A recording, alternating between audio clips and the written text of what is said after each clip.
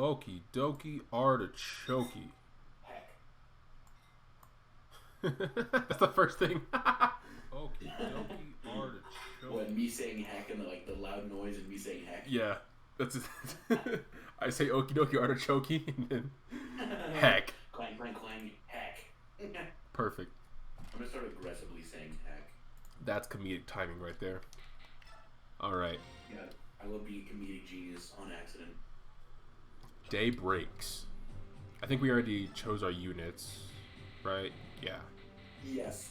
And we get the 2 additional ones every part. Yes, but this one you only have 10. Yes. Alright. Bro, I'm so excited for Age of Calamity, man. Bro, me too. I'm not gonna be able to play it for a while, just because I need to focus on a lot of classes and stuff. And Right. then I have a frick ton of stuff I need to do. A Metroid frick ton.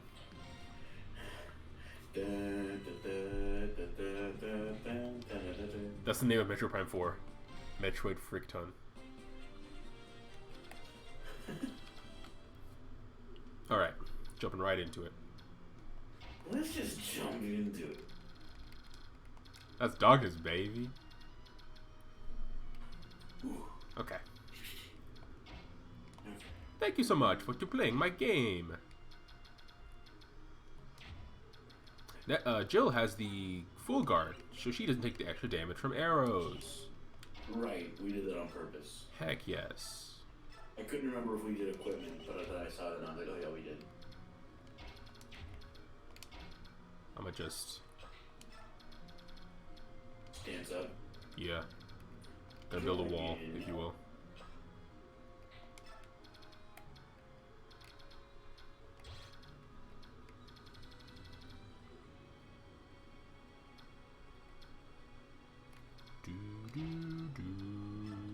This music's pretty good. Mandorhando. Mandorhando. That's golden. I can't remember if I told this, but did you see that tweet that was like, don't tell me happy haunted days when you know my family celebrates Toyotathon? No, I haven't seen that, but continue. I must tell Charlie about it, my roommate.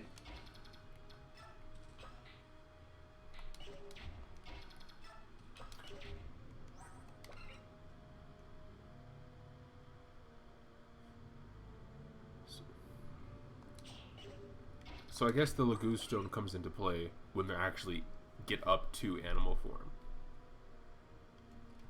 Yeah. I think it allows you to just extend the meter for a bit.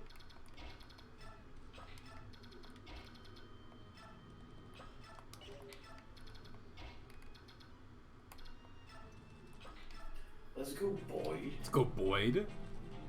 Oh. Oh. Okay, she's gonna dodge. Watch this. Never mind. If she died, that would have been so funny, honestly. First turn death. Fastest reset. Nephany. Bruh. Nephany. Why Ike? He's gonna miss. Bang. Oh. That would have been nice. Ike only uses Iron Sword for the rest of the game. This is an Iron Sword run. We get an Iron Man run. Iron Sword run. Wait. Astrid can kill the mercenary with the Venom Sword that just attacked Ike. True.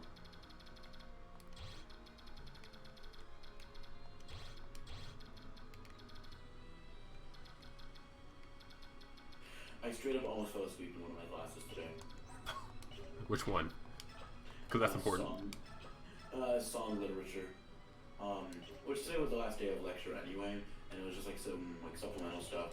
And I felt bad because I really liked that class, but I just was zonked.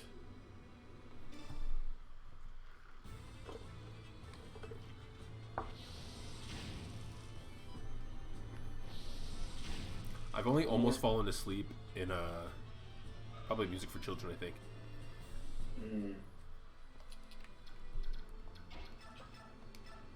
It's not like a weird time of the day for me, because I have conducting early in the morning, and then I have just 3 hours of nothing, and then music for children. So I'm sitting in the student union, for 3 hours doing nothing, just sitting on my laptop.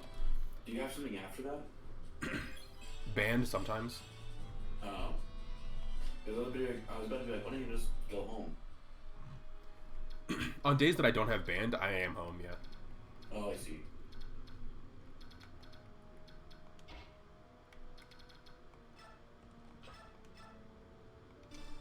Boom. Boom. Baba booey. Let's go. Baba booey. Ooh. Let's back up.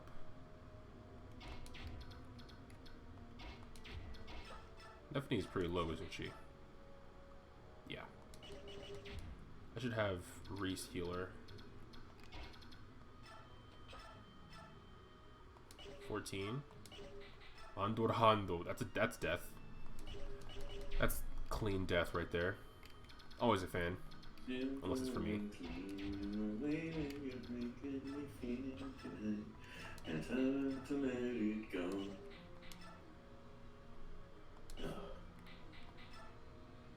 Melody and Memory is out, and I want it. How much is it? Full price. 60? Yeah. Is it a full game? I mean, it's a rhythm game. I thought it was just like a spin-off, like a small baby game. I mean, okay, so here's the thing. There's a ton of content, because I forget how... Okay. Also, if you're a completionist... Okay, have you played the demo? No. The demo's pretty good. There's only 4 songs, but the mechanics are a lot of fun to get used to. So I can see myself sinking a ton of time into it. I'm gonna look at how many songs. How many songs in KH? How many songs in Kingdom Hearts Mom? Kingdom Hearts Mom. Apparently, there's a specific reason why that also shares the same acronym as the Master of Masters. Yeah. Ray Chase, my man. So there's 140 songs in the game, but there's 3 difficulties, and you probably get like a special bonus for getting a certain rank on every song. So that's like pretty close. And I'm just gonna do it times 3 because I'm not good at math. 140 times 3, so that's like 420. Nice. And like, the songs are bangers, dude. I just don't understand why Kingdom Hearts 3 was so shafted when it came to the song list. Like, there either aren't many or aren't any at all. You said in 3? In Kingdom Hearts 3. But you know what is in the game? One-Winged Angel. In 3? No, in Melody and Memory. Oh, okay. Sorry, I should be more specific. Because in Kingdom Hearts 2, 1, I think it's 1. I don't know. In one of the Kingdom Hearts games, Sephiroth is a secret boss. Right. And One-Winged Angel plays with you. I think it's 2. I think it's 2 because I remember one of my streamers playing it. I think he was playing 2 at the time. I think it's 2 as well. But for some reason, I think of that scene and Sora in the Kingdom Hearts 1 outfit.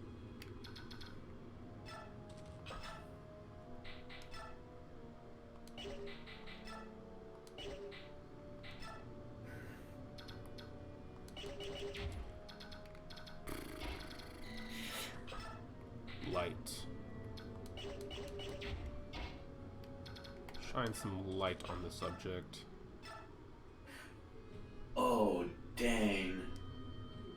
Huh. No, that lay epic pun you just made. Thanks. It's a double pun, because both of Reese's spells are called Light and Shine. Bruh. Yeah, how do you do this? You're a genius. Bro. Wait, why didn't you give Reese the physics staff? See, I may or may not have forgotten I had it. I think you can go back to your inventory and like reposition units and stuff at the end of this part, because he doesn't need both of those shines. Yeah.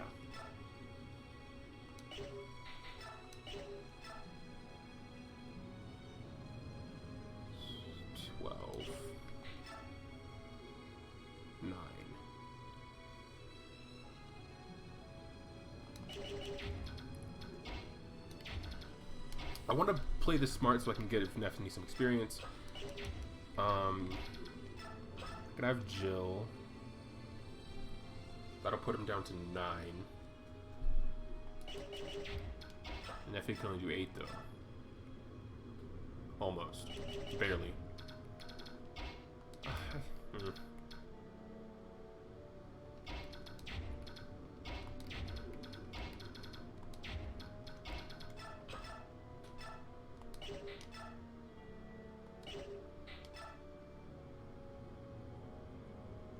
Go for it.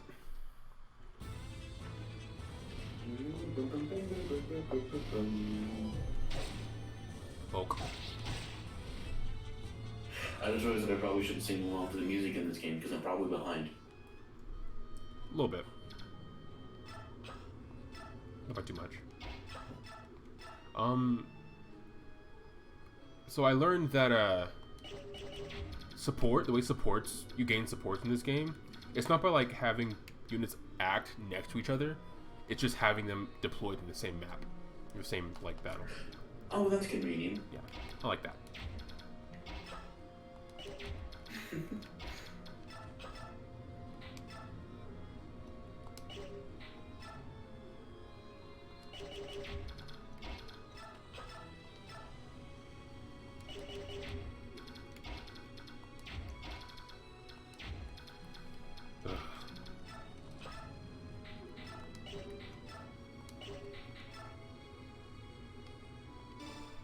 Fine, Boyd can kill him. But Mom! Alright, Boyd, you can commit murder. Yes! Yes! Thank you! Subdued fist pump. Yes! Together.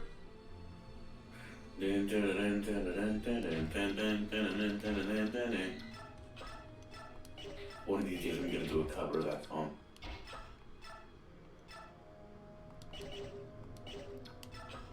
That'll be my first upload to YouTube, as a cover of Fist Bump. A fist bump. But like lower it at least a fifth. Hey, there's a 2% chance of a crit here.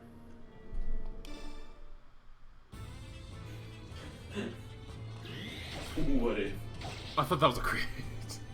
I thought it was for a second. That was her skill, though. That was Wrath. Was that Vantage? Oh, Wrath. Well, increases crit rate when health is at half or less, then act like it. I would love it if you did what you said you would do. My mom, when she tells me to take the meat out to thaw. Bro, ever since I started cooking and like actually started cooking with meat, I get it. You know? Taking meat out to thaw? Yeah, like I get why it's important to do that like early on. Because like there's nothing worse than being like, oh man, I'm gonna make some chicken, or I'm gonna make this steak tonight, and then you pull it, and then you go to the fridge and you realize you didn't pull it out to thaw, and you're like, ah, damn it. Damn.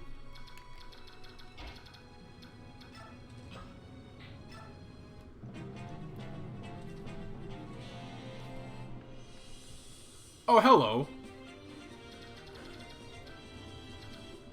Hello? That's not good. Oh no. That is very bad. That is very not good. Jill? Honey? Where is my super suit? What?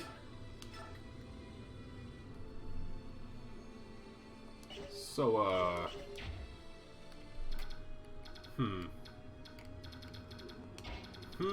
indeed. Okay, if you go, where is it?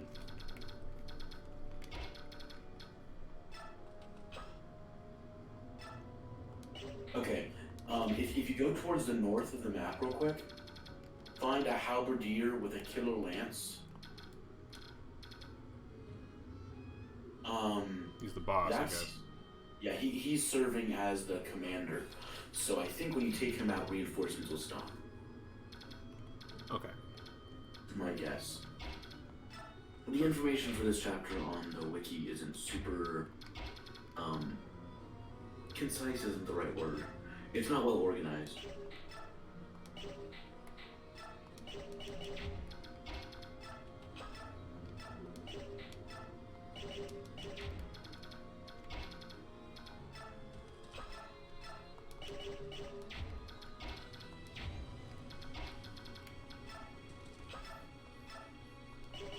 That's not a smart idea. Oh, refleet. Oh my god. That's something. I'm worried about this Killing Edge dude. I gotta take him out as soon as possible. Hey, Killing Edge dude, you wanna grab a coffee sometime? You're not my type. Smite. I smiteth thee to the netherworlds. That Killing Edge boy is kind of frightening me. Also, Jill has nice hit. Oh, so that might as well be a crit. You're right. But he's gonna do 12 damage. I'll put her down to 4. Not a fan of that. Huh, this is kind of not good. Yeah, this is less than ideal.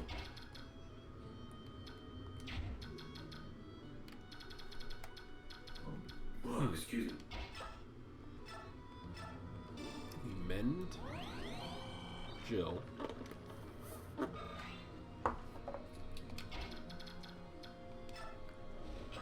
I could just not have her attack.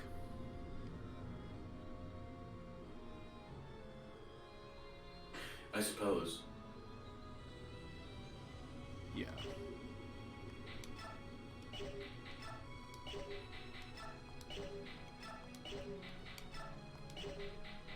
It's gonna do 6 no matter what I do.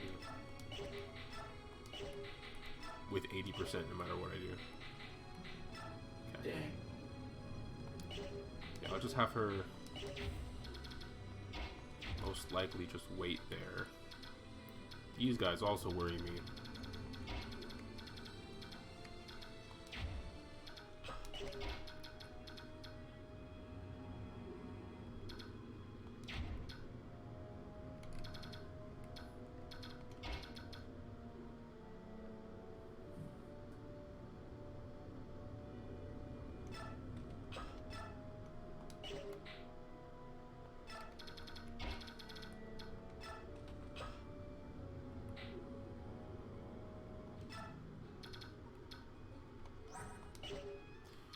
Asher's gonna get rocked. I mean, there's nothing.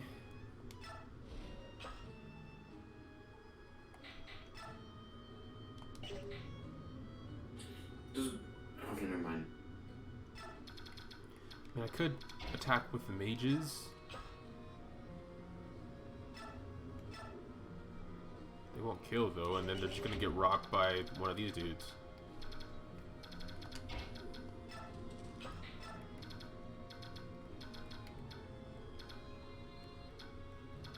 Okay.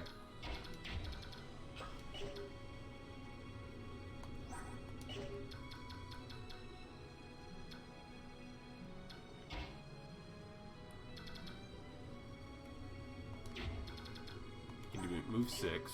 1, 2, 3, 4, 5, 6. So you can attack here, here, and here. So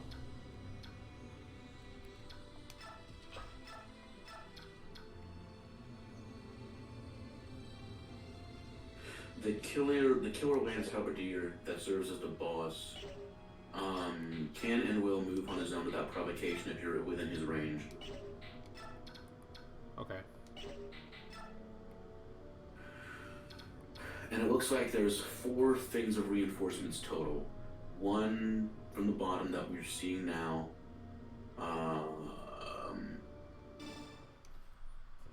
Then a fighter and a Myrmidon from the top right and the top left, and at least one of those fighters will have a hand axe. And then a fighter and an archer from the center left.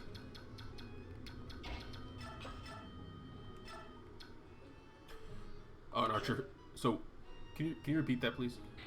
Okay. I'm unsure when they will appear, but from the center left there will be a fighter and an archer. Then from the top left and right, from the top left there will be a fighter and a Myrmidon, and the top right there will be a fighter and a Myrmidon. And the top right one will have the fighter with a hand axe, but it's unclear if the one from the left will as well. So 2 Myrmidons and 2 fighters, at least one with a hand axe coming from the top. You're the boss.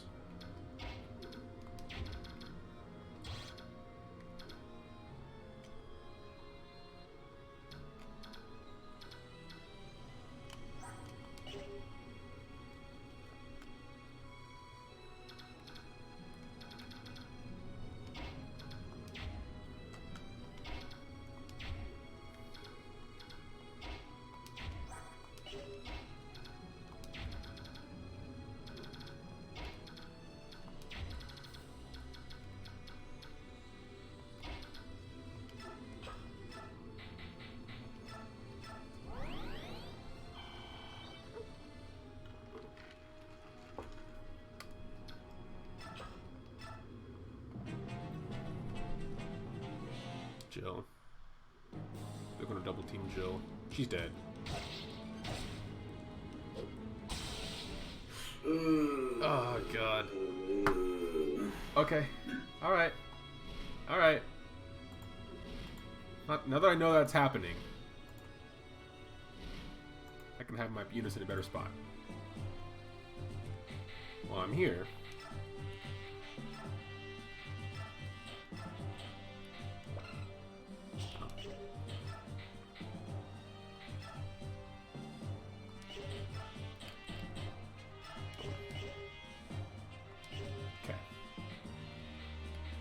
everyone else should be good though. Okay, now. This woman just tweeted, my 4-year-old, when asked by a friend at daycare why she has 2 moms and no dad, told her that her dad was eaten by a shark. Oh god. That's so funny.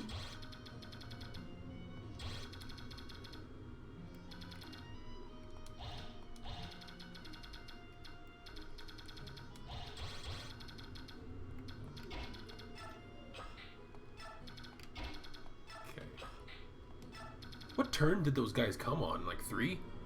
I think so. Alright, now that I'm prepared for them. They're all sword fighters. I'm just gonna have... I mean, Mordecai is pretty good even without beast mode, so he can survive stuff. Yeah.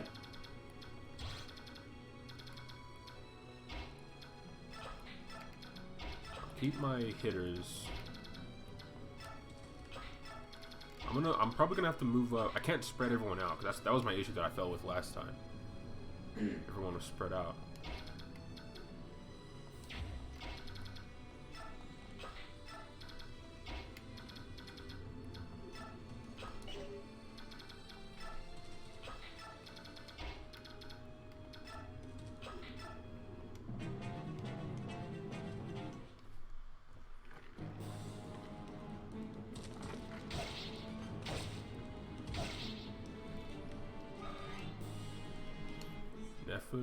Definitely.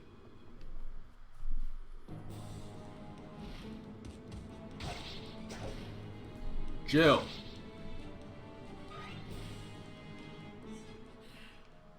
Bruh.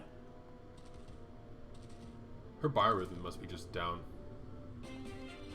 I hate that that's a thing so much. Oh yeah, it is. So is Mia's. Biorhythm. Life rhythm. The rhythm of my life is out of whack.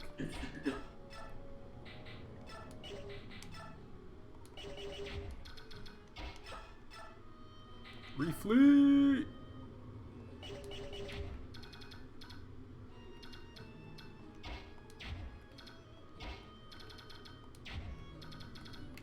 I'll just have Boyd. Okay, never mind.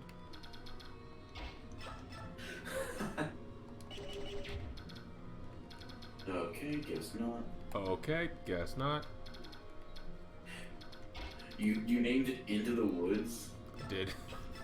Dun, dun, dun, dun, dun, dun, dun. I wish. More than anything. More than life. Wait, do I still remember it? Hold up. I can do anything. Take a look. It's in the book. Path of Radiance.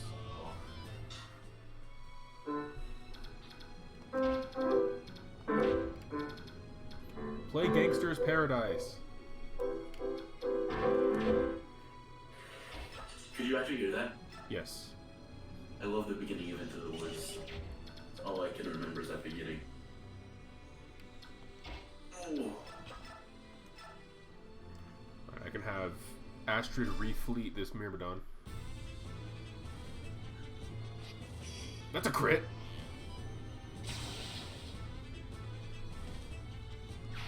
I love Twitter. Critter. That's a level up right there. A good one? A bad one! Exclamation point.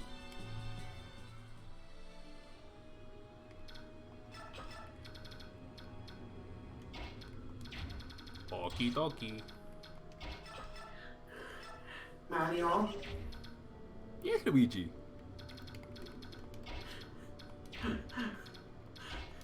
The two genders. The Mario and Wario. Mario. The two genders. The Luigi's Mansion Mario and the Mario Tennis Aces Luigi. Luigi! That's so stupid. They went out of their way to add that post-launch, like a year after the game came out. That's so funny. Luigi!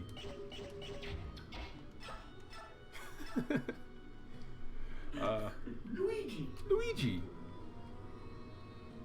Here we go! That's peak comedy. He looks so concerned. It just doesn't sound like it. Luigi! I'll stop.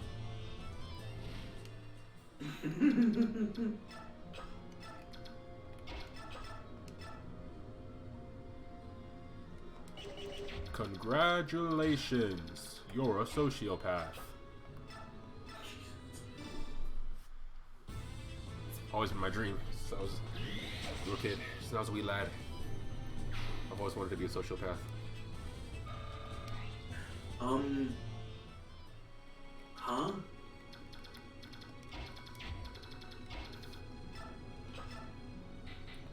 I've always wanted to study socioeconomics.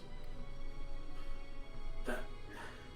You keep using that word. I do not think it means what you think it means. Socioeconomics, bro. It's crazy. It's good. It's a good field to study in. 22. He has a 35% chance to hit me.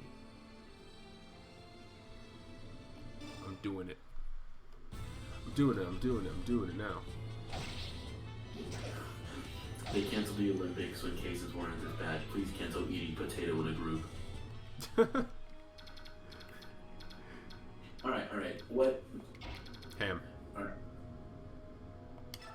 Alright, you kind of guessed where I was going with that, but that wasn't the initial question I was going to ask.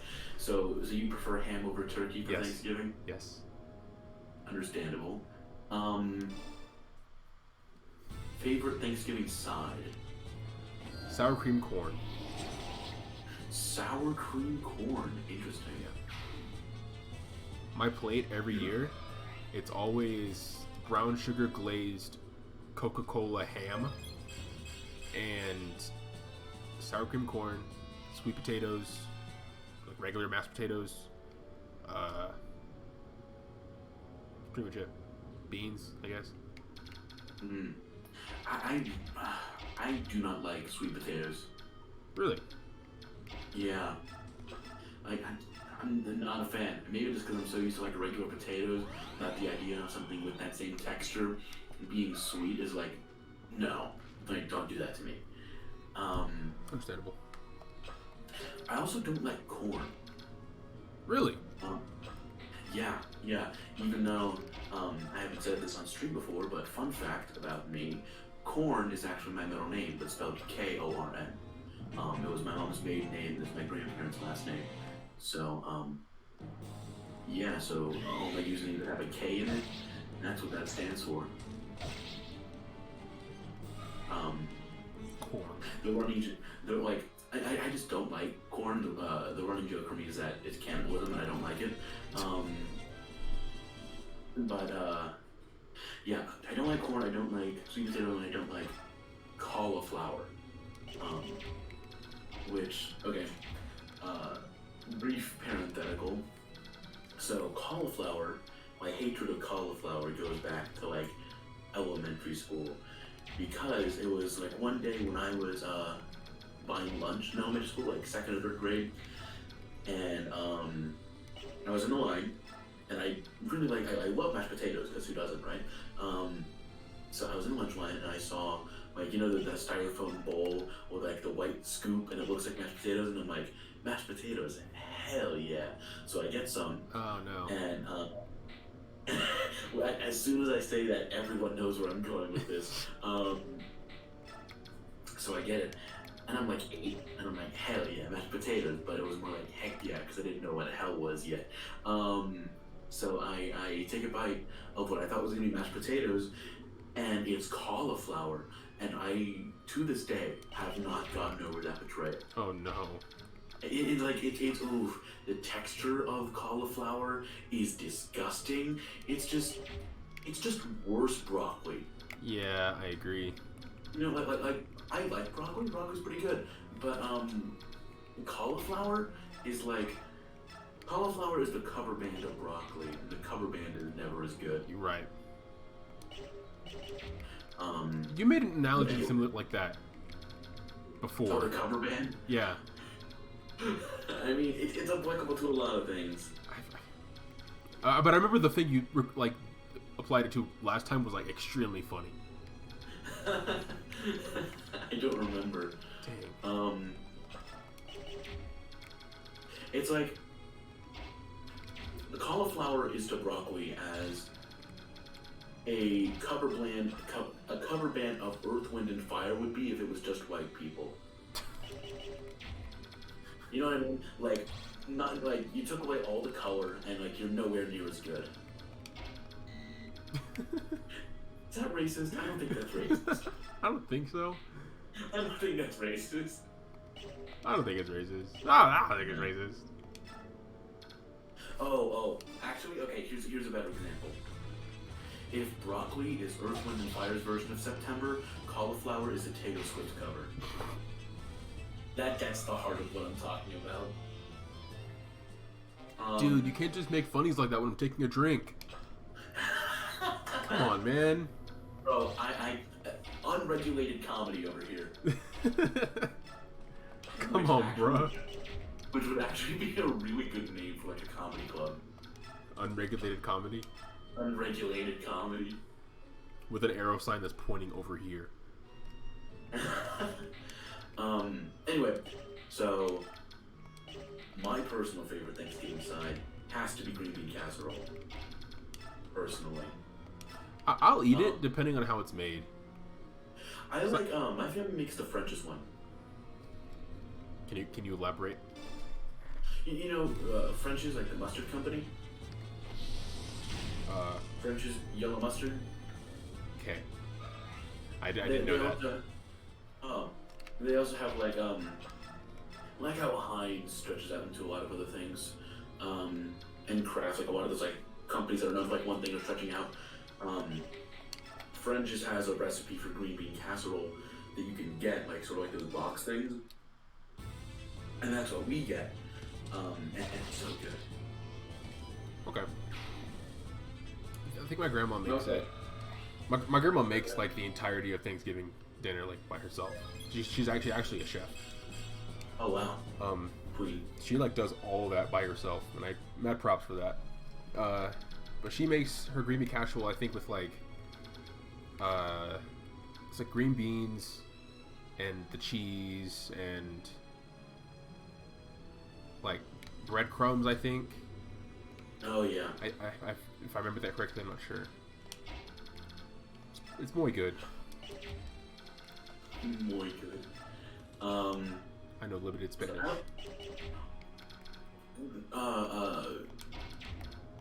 Okay, is liking stuffing controversial? Because I seem to remember that being controversial. Is liking stuff? Stuffing. Stuffing. Like, I seem to remember, like, on Twitter, there was this whole debate around Thanksgiving last year, a couple years ago, where, like, everyone's like, stuffing is awful, and I'm like, shut up! I figured I was weird for not liking it. Like, as much as other things. Because I really don't eat it. I don't dislike it, but... Maybe it's just that, like, turkey is awful, but what goes into turkey is great. I'm like, I don't know. There was something about stuffing a while back.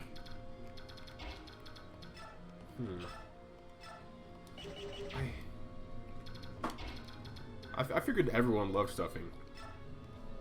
I didn't like it because I didn't know what it was, like back in the day.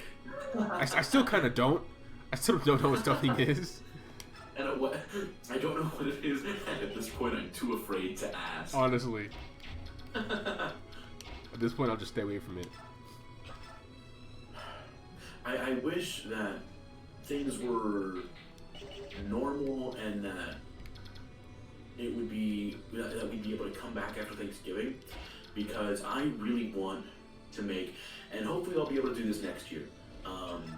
But have you ever had latkes? No. That's that fish thing, right? No, I think you're thinking of gefilte fish. Latkes are potato pancakes. Traditional around Hanukkah.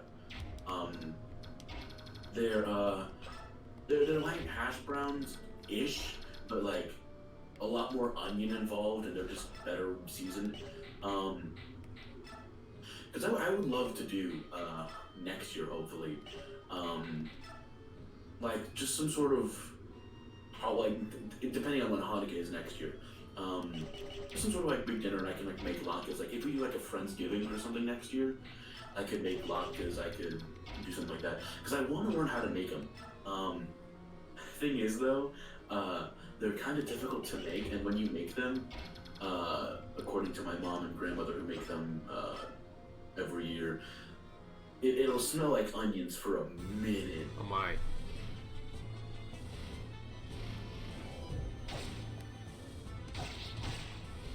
Ooh. Living. That's no bueno.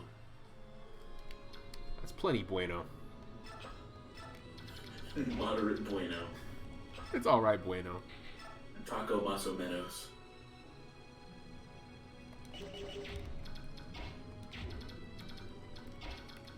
Alright, so now if Astrid misses this, I have Reese to fall back on. Come on, Astrid. Good stuff. You can't keep eating like this.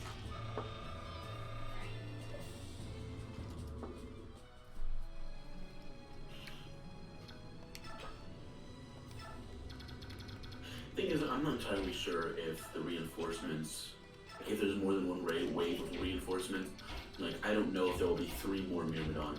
I don't think so. No, excuse me. Nephi's move is 6. 1, 2, 3, 4, 5, 6. Alright, Alright, so what is one food that if you could, you would eradicate from the planet entirely? Ooh, Mine is cauliflower, and I explained why, but I'm curious what yours is. That's tough. That's a toughie. If I had to eradicate a food from existence. Right, like you Thanos, snap your fingers, and that food is just gone. Not just for you, but for everyone.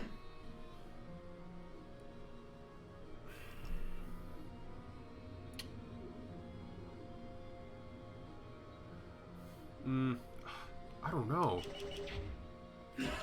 Oh, that's tough. What do I not like? Because I'm a really picky eater, so this should be easy. Right.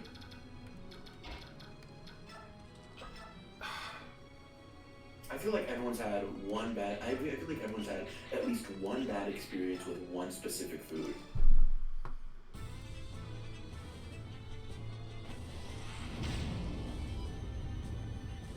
Salad. I'm kidding. Bro, for real? No, I'm kidding. Oh yeah. Like, dang, dude. Sounds actually pretty great. Yeah, I agree. If you get stuff you like on it.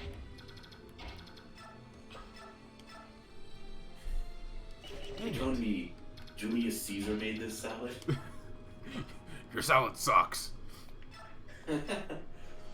What was the thing? Was like, how do you make a Caesar salad? Add 37 knives. Oh, I get the joke. Add 37 wives. Now we're talking. Dang it! What? She What only has 6. minion to kill him, but she can't. I hate it here. Can't have squat in this house. Can't have squad in Detroit. Trump demanding a recount, but losing. 7.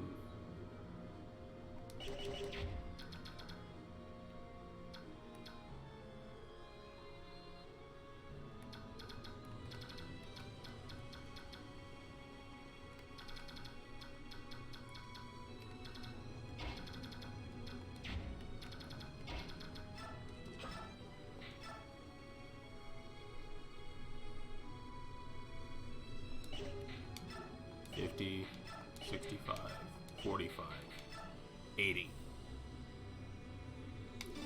At this point, It has ended. I wanted Nephany to do something.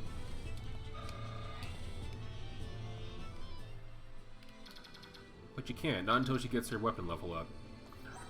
I think it was Awakening that like added like the gauge under the weapon level to know like how far progressed you are in the weapon level.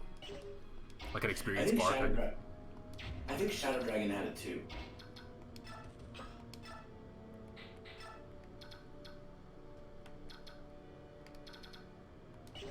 Ooh.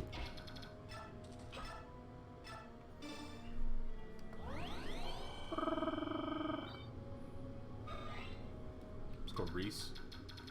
Me is big chillin'. The Mandor Hando. Andorra Hando. Mandor Hando.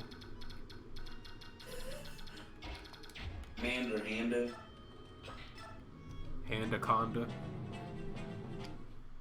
Watch his miss. Or Vantage, that works too. Alright. Hit again. Good stuff.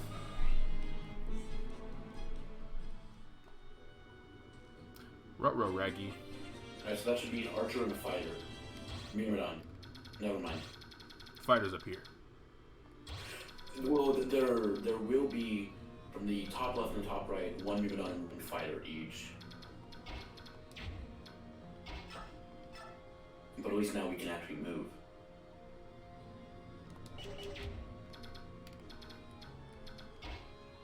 Rotormod with the celerity. This range is insane. Yeah, for a mage. What does he have, 7? 7. That's like as much as Ike. More. More than Ike.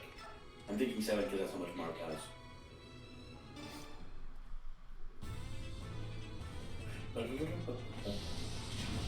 Fired! Fired! Dang. One of these days I'm gonna get the Fired! One of these I'm gonna write and be perfectly in sync with the music by being a little ahead. Yeah. You've done it before. I did it on Luigi's Mansion.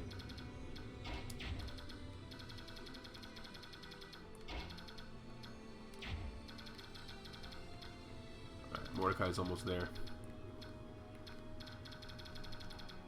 He has Lagoo's bow.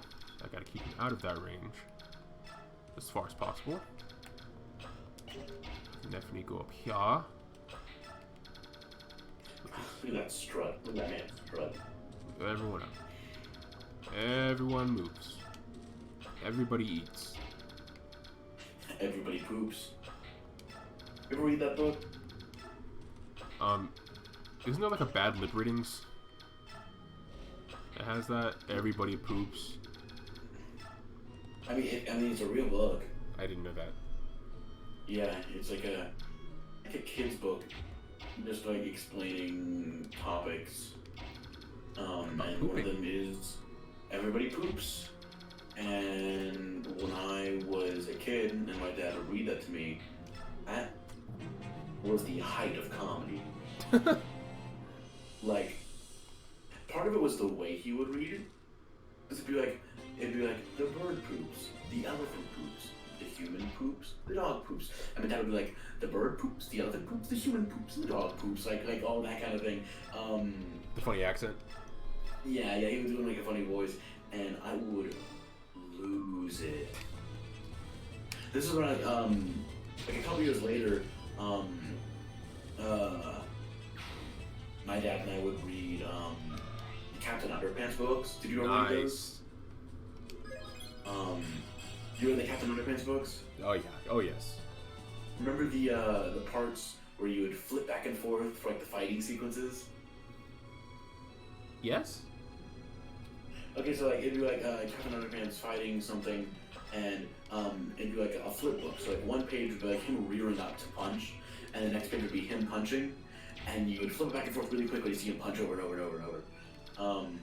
But when I was little, my dad and I would read those books, and my mom would get mad because it'd be like 9 o'clock on a school night when I'm like in 1st or 2nd grade, and we would just be laughing so hard.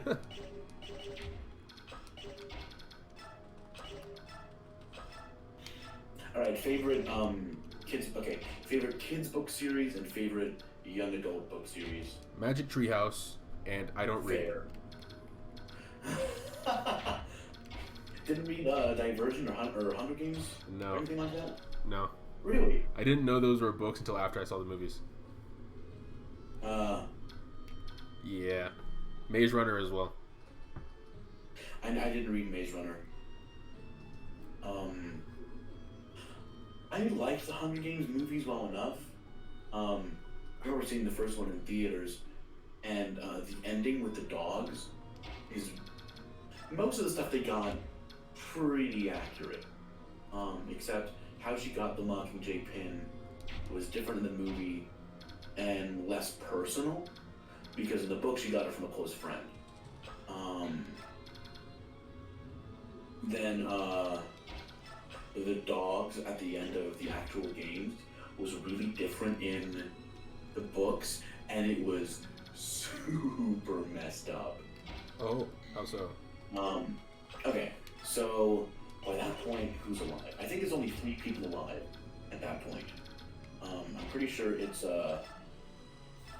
just Katniss and Peeta and Cato, I think is his name. Yeah, it's Katniss and Peeta versus yeah, Cato. On top of the cornucopia or something. Yeah. So when the dogs come out in the books, they're described as having different colors of fur, and on their collar is a number that associates with on the collar is a number And like, I don't remember the details, so forgive me if this is wrong, but like, if District 9 was like known for like grain and wheat growing, then there would be a 9, and like the tag with the 9 on it would be made from like wheat or straw or something. The implication being that they turn the dead tributes into the dogs. Oh. And Katniss didn't put 2 and 2 together until she saw one that was so obviously Rue. Or something like that. They didn't do that in the movies. They didn't do that in the movie because that's morbid as hell. That's messed up. It's super gruesome. When I saw it in theaters, I was like 14. I was like, why didn't they do that? But now that I'm 20, I'm like, yeah, you know what? That checks out. You know what? Makes sense. I may have been 12. I don't know how many movies came out. Was Hunger Games movie 2012? I think it was 2012. 2012, I think. Hunger... 2012. Amazing at this.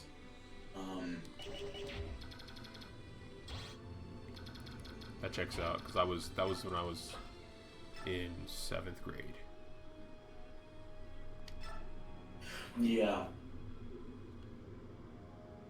The books would have come out in like 2010. I remember when the movie Hunger Games 1 was like not out yet, but like the trailer was out for the movies, and everyone was talking about the books and stuff at school. Yeah. I enjoyed the books. I think the books were pretty good. I really liked Mockingjay. There was a new one that came out not too long ago about President Snow. Movie? No, a new book. Oh. Of songbirds and snakes, I think is what it's called.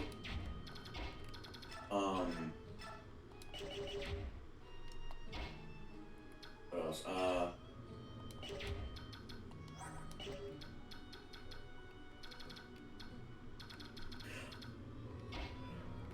I really liked, as far as like young adult books, I really liked the Unwind series, which got looked over in the sea of Hunger Games and Divergent and those kinds of things. Mm-hmm. But it was one of those dystopian books.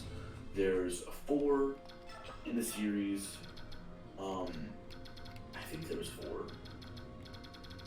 Unwind is the first one. I'm just gonna look it up instead of pulling it out of thin air. Unwind book series.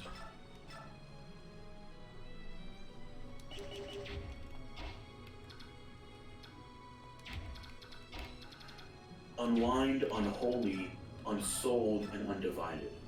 And there's also a novella that ties some things together. The ending was kind of unsatisfying, if I remember correctly, because it basically talks about the idea of eugenics, more or less. So like the idea being, when you turn 17, I think, when a kid turns 17, they are eligible to be unwound, which is basically, you get, like, your body gets separated and your organs are harvested, essentially. Oh. But like what it means is like basically involuntary organ donation. Because like okay, so in the beginning there's like a main character, Connor, who was about to be unwound or something, and then he ran away. He went AWOL, is what they call it. And then he meets this trucker or whatever, and the trucker has a graft, like he has like the forearm of some kid that had been unwound, and he has his arm grafted on. But they play with this idea of muscle memory, and the truck driver was like, hey, watch this, and the hand that isn't his is still able to do close-up magic like card tricks because of the muscle memory. So it's a really interesting concept like that's that. interesting. And so it's like stereotypical like teenagers rise up against a corrupt society, whatever. Society. It kind of goes crazy though. Got overshadowed by a lot of the other ones, but I think it was just as good, if not better, than a lot of those. I liked it a lot better than Divergent. I could not get into Divergent in middle school. Yeah, even the movies were just nah. I wasn't a fan of the movies either. Like I tried so hard to get into Divergent, but I think part of it was timing, because it came out, if I remember correctly, right on the cusp of when the young adult dystopian book series trend was ending. It was like right at the very end. Everyone was already tired of it. Yeah, the height of it was the Hunger Games. But one of the things that didn't help unwind was that the first book came out in 2007, which isn't bad by itself, but the next book wouldn't come out until 2012. So, there was like a 5-year gap where there was like nothing. Because I remember my 6th grade homeroom teacher reading the first chapter, and I wouldn't read it again until like 2014, something. So at that point, 3 of the 4, if not all of the 4 books had been out by then. So it came out initially before that old trend, then it came back in the midst of that trend when Hunger Games was in the spotlight, and then the other 2 books came out when people had forgotten about it. But it's a crazy good book series. There's a character in there whose name is Cam, introduced in the 2nd or 3rd book, and the whole gimmick with him is he is an artificial person made entirely from unwound parts. Oh God! And they call him Rewound. He's essentially like a Frankenstein monster thing. Oh God! And he has this huge identity crisis. And the way that the way that he introduces his way of communication in the beginning is so cool, because like he's trying to find a mirror, like he's trying to ask for a mirror, and his thought process is, I forget his name, the author of Alice in Wonderland. He goes from the author of Alice in Wonderland to Alice in Wonderland to the sequel, which is called Through the Looking Glass, to Mirror. It's kind of crazy, because it's like he's trying to like convince himself and others that he's his own person, and then someone says they're doing like exercises for him to like get used to like his hands, and so he's writing his name while looking at the paper, right? And he writes Cam. And then he says, all right, now look away from the paper, write your name. And he writes the name of the kid whose arm he's writing with. Oh. And it's like, oh my God. And that character is an important one to one of the... Because these young adult novels always have a trio of kids. He's an important one to like one of the third... To like the third one of the trio. Like he's important to his journey. Because it's also, one of the messed up parts of it is, I forget if there's like a set year that it takes place, but it's implied like not too far from where we are. There's like one of the things that they talk about is like a new form of terrorist attack called clappers. Clappers? Which, if I remember correctly, clappers, like, because if I remember correctly, the way it works is these people put in like microscopic like bombs or something in their bloodstream that's only activated when they clap. So they're basically suicide bombers, but when they clap, they explode. And the bomb with them explodes, and it's like crazy destructive. So as a result, clapping in public places has been banned. Got it. And it's like saying the word bomb on a plane. Right, or like saying fire. Yeah. Or like why we have to take our shoes off in airports now. Also, it was like in that book, there was like a second civil war in America, which I believe was over abortion, like pro-choice versus pro-life. Um,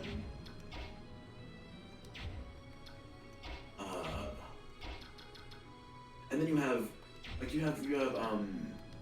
unwinding being used as a threat for kids who act out. Like, hey parents, if you don't want your kid to act out, you could get them unwound, or get the part of, or like, is your kid struggling in school? You will get him a graft of the hands or part of the mind of a kid who was unwound, who was math whiz, you know? So I kind of explored with eugenics in that way. Right. So they take like muscle memory to like the extreme. Yeah, they take it to the literal, which I don't think that's how that works. But but like it's sci-fi. So who cares? There is some truth to it. There is some, but it's like when severed from the rest of the body, would it still do that? Because that also implies that there's still some consciousness in the organs, right? Enough consciousness to write down your name, to do close-up magic like that. Which is a really interesting concept. But one thing that was kind of messed up, in my opinion, was you have people that mostly are doing it involuntarily. And you have others called tithes that are born specifically to be unwound. And so one of the characters of the three is a tithe that, like, something happens and he like gets out and he like runs away and he eventually becomes a clapper. But he doesn't actually do it. The whole book series is nutty. It's so good. I would love to see like an adaptation of it. I would love to see a TV adaptation of it. Because you also have like this bounty hunter character whose whole purpose is to hunt down kids that go AWOL. So you have him chasing this guy Connor, who's become famous and eventually kind of becomes the face of the revolution. And like serious repercussions. Like in the first book, there's this jackass bully kid who's essentially Connor's rival the whole time, and they're about to be unwound at the same time. The rival gets unwound first, and like the facility where they are blows up, and something happens to Connor's arm. So Connor's new arm is from the rival that was unwound, and he freaks out. Okay, that's kind of crazy. And you can tell because the rival is like either a tattoo or like just because of how physically bigger the arm is, because he was a bigger kid than him. I know I've given a lot of it away, but there's like so much more to it than that. So if you have time or want to read, please read those books. They're so good. The novella isn't required. I didn't read it, but my friend did. And it puts a lot of things into perspective about one of the characters' stories. Unwind? Unwind, yeah. Who's the author?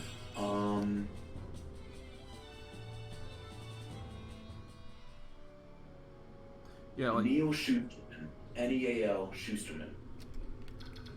Did you ever read there was a book, I forget the name. I read it in English class. It was like a dystopian society, and people have this pill called Soma that they take to just mellow out.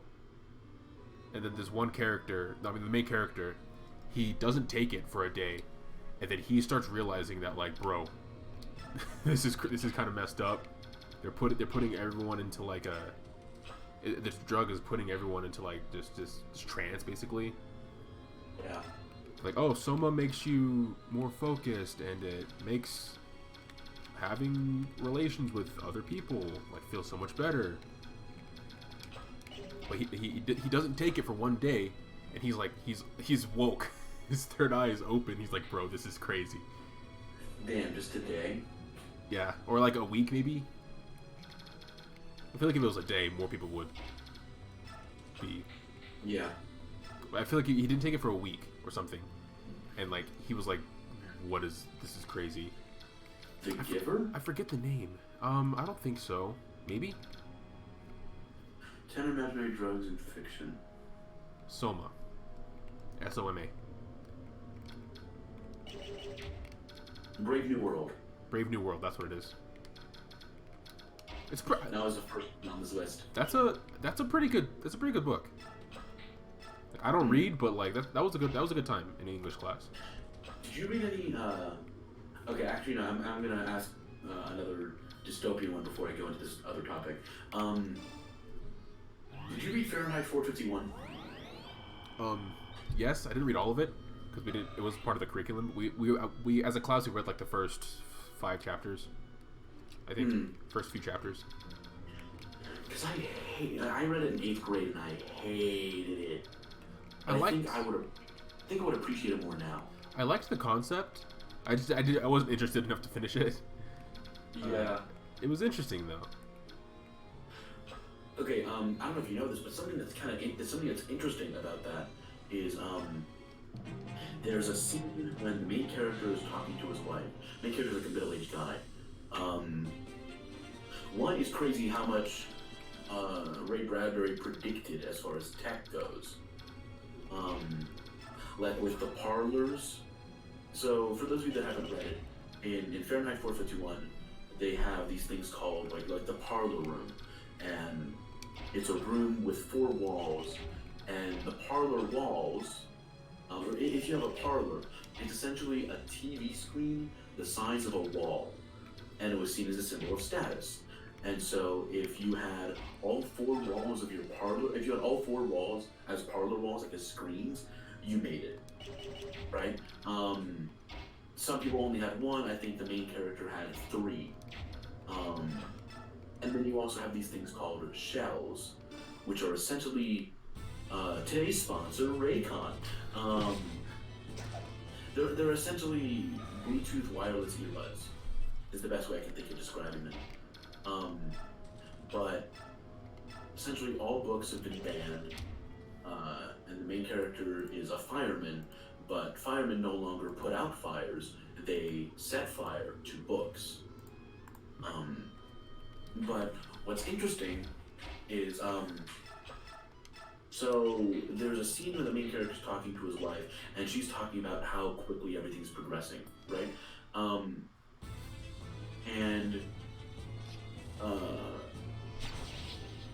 Every time the book is, okay, she says a line about how the U.S. has won, and I'm throwing out random numbers. So if I read this book in 2014, it would have been like, the U.S. has won 3 nuclear conflicts since 2023, or something like that. Or like since 2020, until it was 2014. Like we've won 3 nuclear conflicts since 2020. But what's interesting about Fahrenheit 451 is every time the book gets reprinted, that specific line gets changed. Oh, really? Push it further into the future. That's kind of cool. When I read it, my English teacher had 6 classes because of the off period. So, but she only had enough sets of the reprint for 5. So my class still had the older version because in 2014 there was a reprint. So we had the copy that was like 2020 something.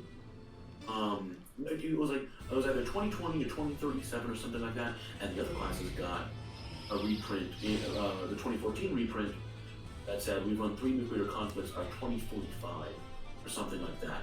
And so it keeps getting pushed back to make it seem inevitable, which is nuts. That's kind of cool. I think I may want to reread it at some point. Because I think now that I'm older and we live in a dystopia, I would appreciate it a bit more.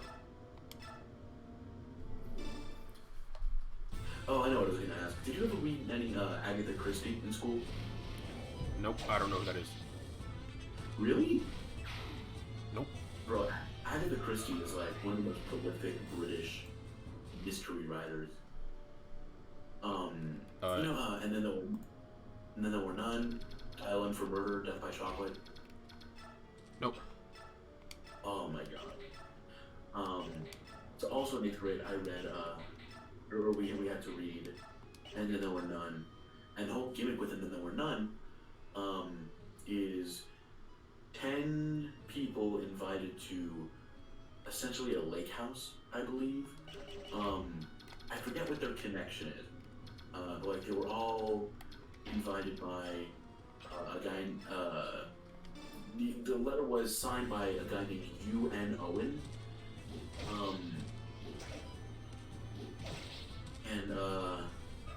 Basically, it's a whodunit where like there's 10 characters and they're each dying one by one in accordance to a poem called. Well, the name of the poem has again changed with reprints. The one that I read was 10 Little Soldier Boys, but in other reprints it was 10 Little Indian Boys, and then the original poem was 10 Little racial slur that I'm not going to say boys. When was that from? Poem? Yeah. I'm gonna look it up. I don't know. I don't think that version of the poem was ever in the print in the book. And Little Soul. I love me a good whodunit. After Knives Out. Knives Out made me a fan of whodunits.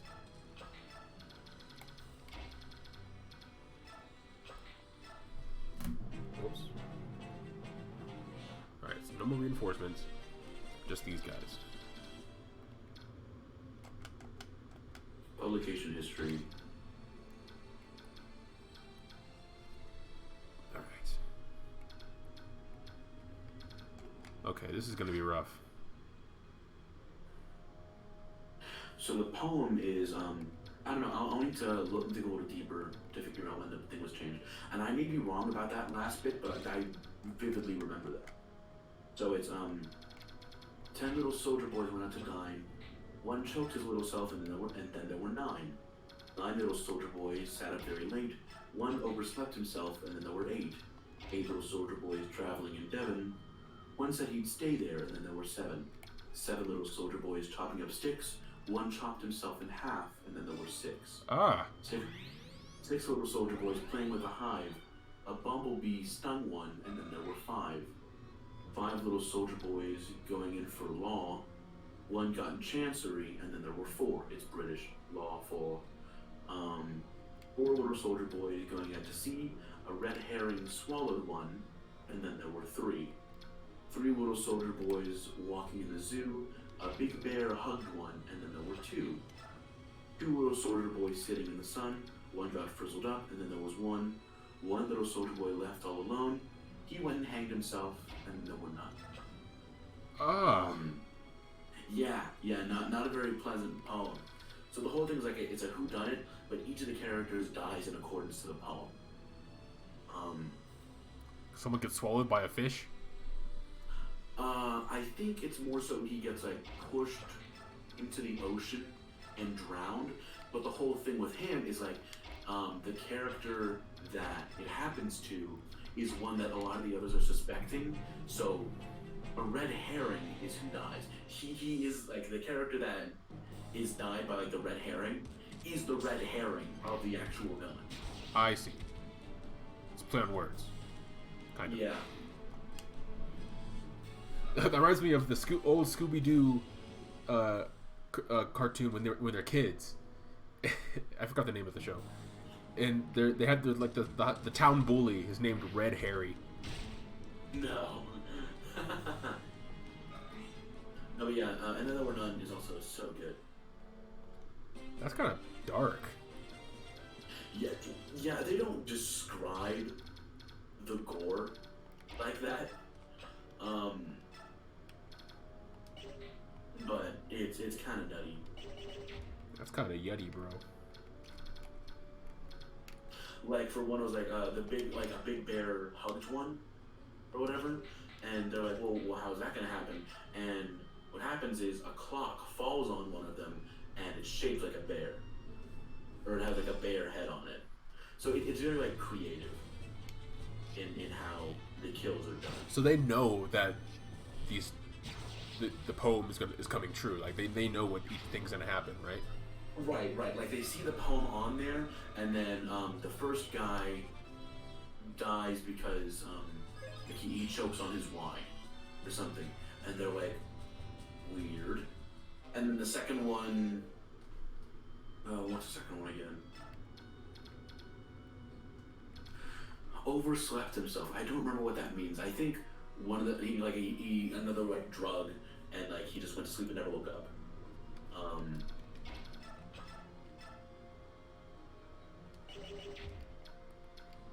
So, but it's a really good book.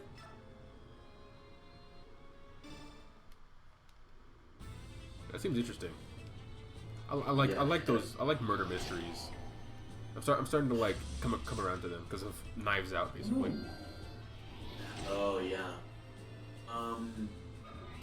It's also not very long. Pretty short. Oh, if I remember. You should have started with that, brother. Say less. And then we're done.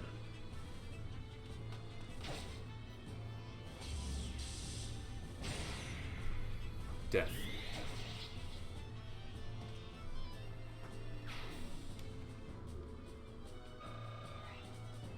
So I'm assuming reinforcements are going to happen on the other parts as well, right?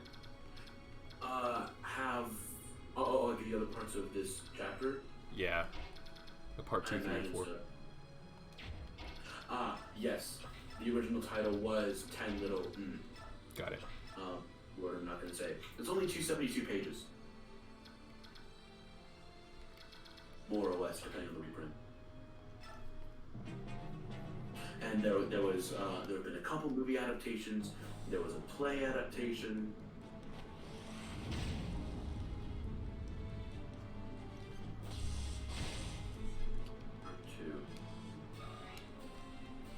Ileana. Alright. Who gets the kill? Not Mordecai. 13, 16. I vote Neffany. 11. I don't think there's reinforcements in the next part.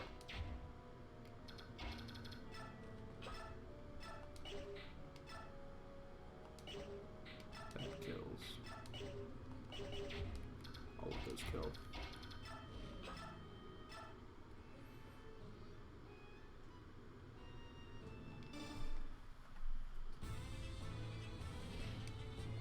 I should put him at 1 HP.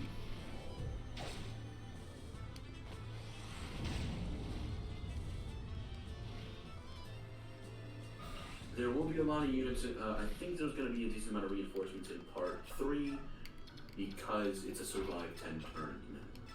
Okay. This is... Oh, God! That was... She really reared back. That was clean. That was clean. That was mad clean.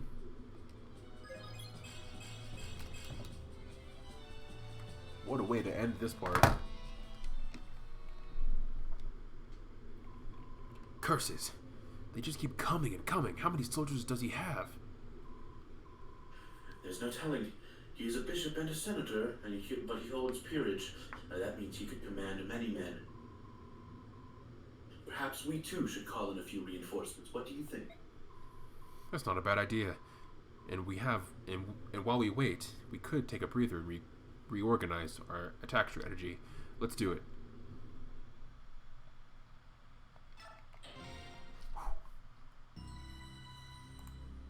Alright, aside from that little rough patch at the beginning, I think... Should be in the clear. This next one is just an arrive mission. What was that sound? I heard something too. It came from the northeast. It's unlike anything I've ever heard. To the northeast? Aha! There are ruins over there. Perhaps the White Prince found them to be a good hiding place. Let's check it out. Maybe we can find him and escape while the humans fight amongst themselves. What are those humans thinking? Why would they be trying to lop each other's heads off? Shall I make an inquiry? Leave them. They're nothing but trouble. I second that.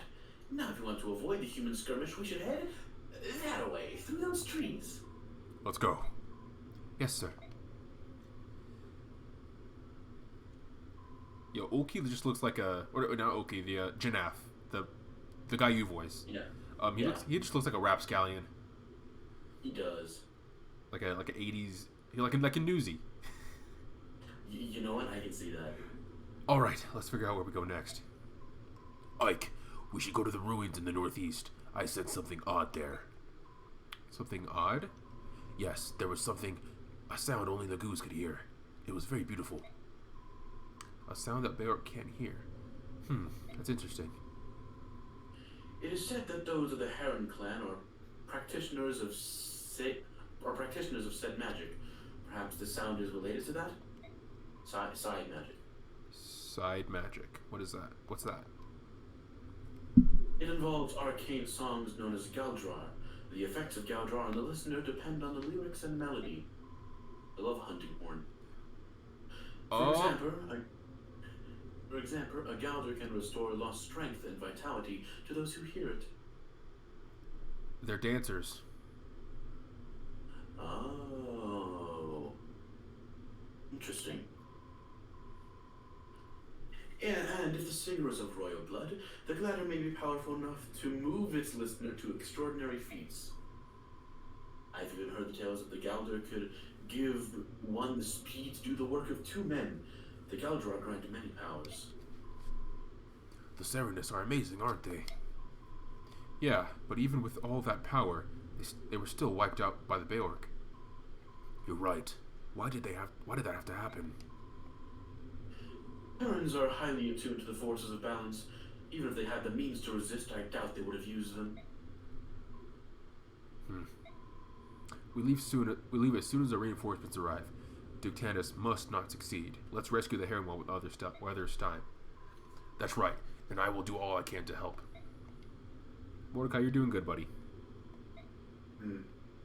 Uh-oh. I didn't like that ellipsis. Meanwhile... Madison is grappling with the fact. Cursed humans! How dare they defile this forest again! I will brook their savagery no more!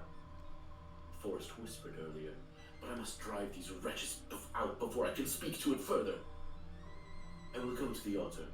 I will give voice to the forbidden magic and destroy the humans utterly. Can I zoom out and see him? Probably not. Nope. Okay. Jesus, this map is big. Okay, before you do anything, give Reese the physics staff. I already did. Oh, you did? I did when I reset last time. Oh, never mind. Okay, reinforce. Let me take a look. 2 of them.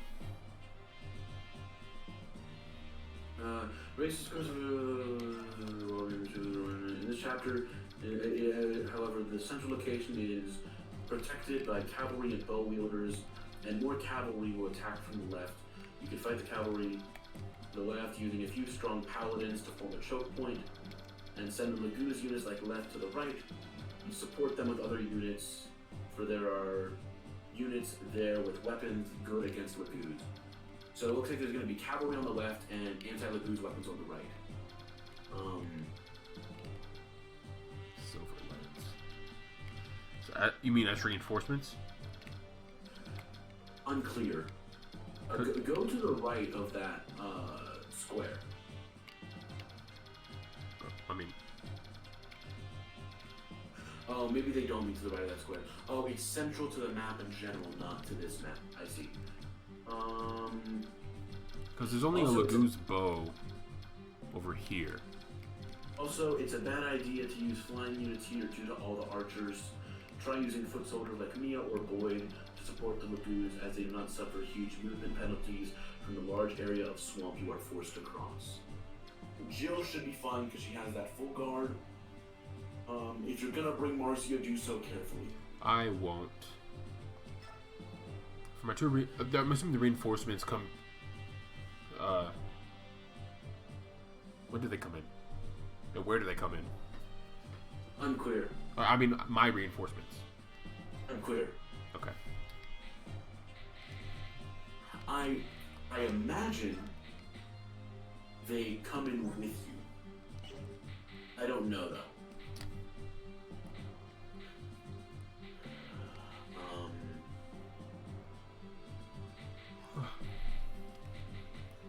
Okay. I think I'll bring Oscar and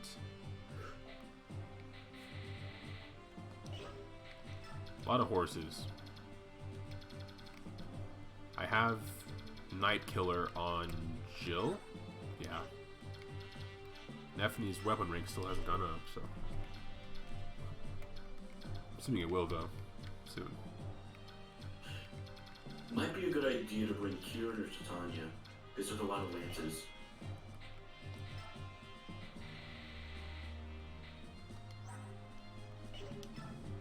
Ooh, and Poleaxe. Yeah, let's go for horseback. And Boyd had one of those too. Yes. Also keep in mind your reinforcements will stay in future parts. Yeah, okay, yeah. Because it's 10 plus 2, 12 plus 2, 14 plus 2. Yes, yes. So other characters. So if you want to bring Kieran on later, you can. If you want to bring Soren later, you can.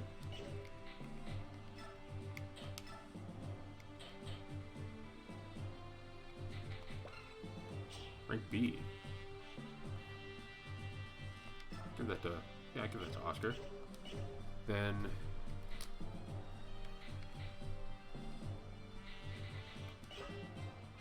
I can't update items for the already deployed characters. Oh no.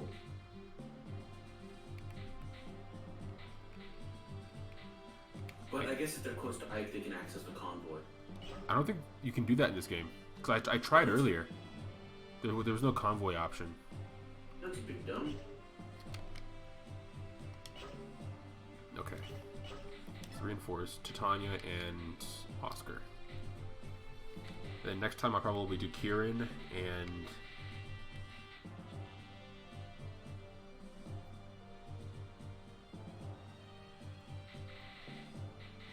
maybe Zahar. Might be a good idea. Either Kieran or Zahar, or you may want to bring Stefan or another Lagoons. Because the next part's going to be survive for 10 turns. Yeah, Morim is pretty stacked, and he's always in beast form. So I think a good call for next round would be Morim and Stefan. You said next round is defend for 10 turns? Next round is survive for 10 turns. Okay. And you're going to want people... There are a lot of units in that round, I know. And you're going to want people that can one-shot. So bringing Titania now is good. Okay. And then... any of the beasts can really one-shot. Yeah. I'm assuming Stefan can one-shot. And then, for the last... Dude has an S-rank sword. He's nuts. Yeah. 27 skill, too. And then for the last part, I think I'll do Gatry and Braum. Or maybe yeah, Defta? That one is defeat the boss, and I don't know a whole lot about that one yet. Okay, well I think I'm good for now. Titania. But armored units may not be a good idea because of how much the terrain will tamper movement. Right, I was just thinking because, like, that's the last one, so there's no more after that. Oh, I see.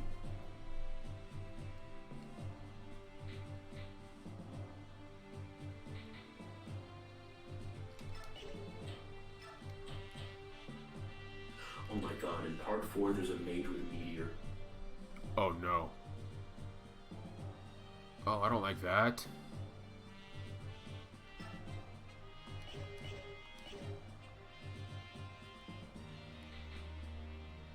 I gotta make sure everyone has items they need eventually when they use them.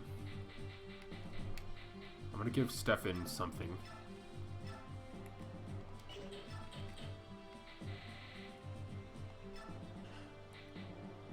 He can use the silver blade.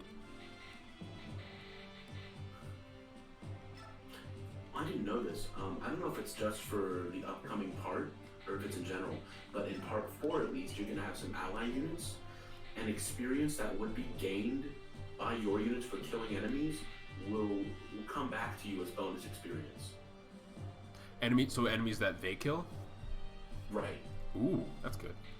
So like if an ally unit kills a cavalier and gets 30 experience from it, that will return to you as bonus experience when you go back to camp. Fun. So finally, I'm not just getting 100 XP, bonus XP every chapter. Right. It should be good. There they are, command mercenaries. Surround them. They almost die. Kill every last one of them, or something. Good talk. Good talk, man. All right. I just gotta escape. Listen, everyone. We must wait to the ruins northeast. Fight to must keep up. Ike, what about the reinforcements? They'll have to catch up. We can't wait any longer. Understood. So, if I remember correctly, for these arrive maps, anyone can just arrive to them. I believe so. So I could just force my way through. You could. Unless you want to get some experience. I don't think I really need to... Yeah. Everyone over here. Poleaxe, that's going to be important. Silver Lance, that's going to be important. Okay. Not worried about those guys. Hold on. Unless is for me. I love and hate that meme. Is for me.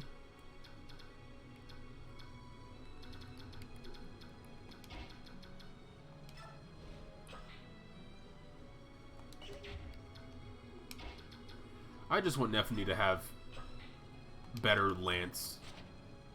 Good lord. Is that so much to ask? Apparently.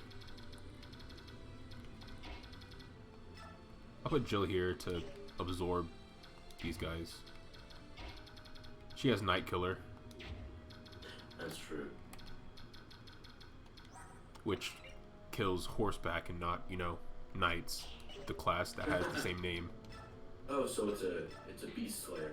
It's a horse killer. Horse slayer. Rider's Bane. That too. That weapon has so many weapons. Did I just say that weapon has so many weapons? Yes, you did. That weapon has so many names.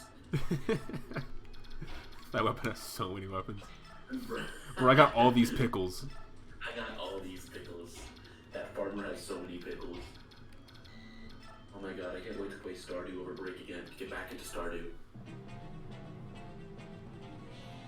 Watch this idiot die. You could stream your Stardew harem rap. True. Oh my god, I don't know why that would seem so powerful. Just the dragon doing the little hop. Boing. Frogger.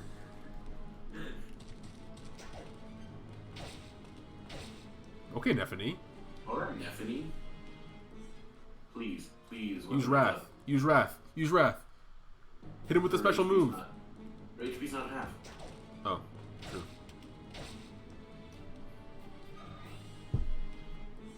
Please, weapon rank up. God! Yes. I love you! That's all I needed, baby. That priest is dipping. he said, I'm about to head out. I'm gonna head out. Peace.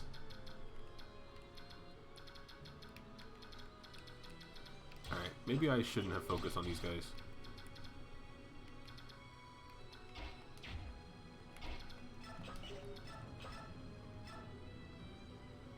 Alright, Astrid can actually do stuff now, which is nice. Bro, when units can finally do something after investing in them for so long, feels so good. It's a really big feels good man moment. Oh yeah. She can use the steel lance and kill Night Killer. Oh my god. This So that means her weapon rank is what, D? D, yeah. several more chapters till she can use killer lances.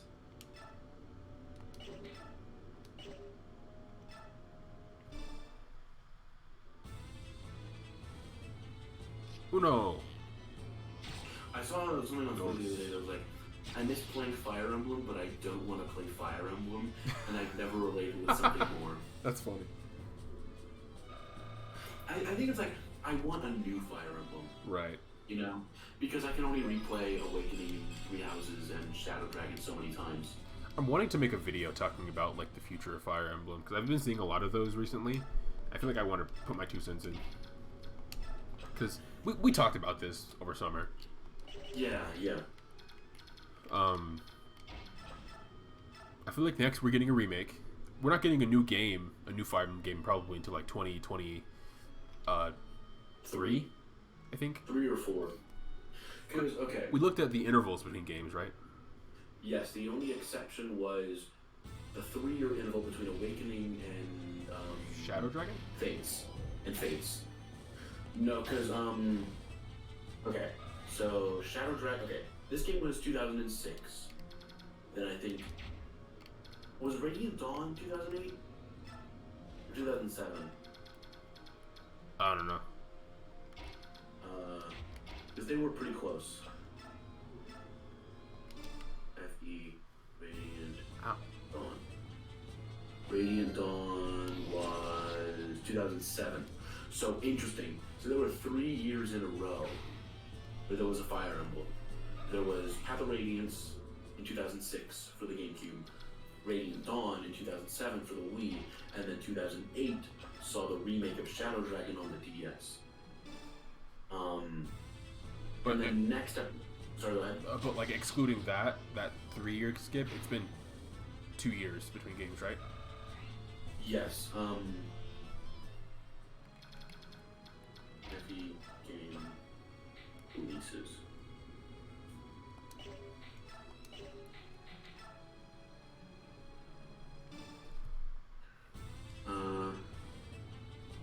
OG was 1990, Gaiden was 92, Mystery was 94, Genealogy was 96, yeah, 92, 4, 6, then a 3-year gap to get to Thracia,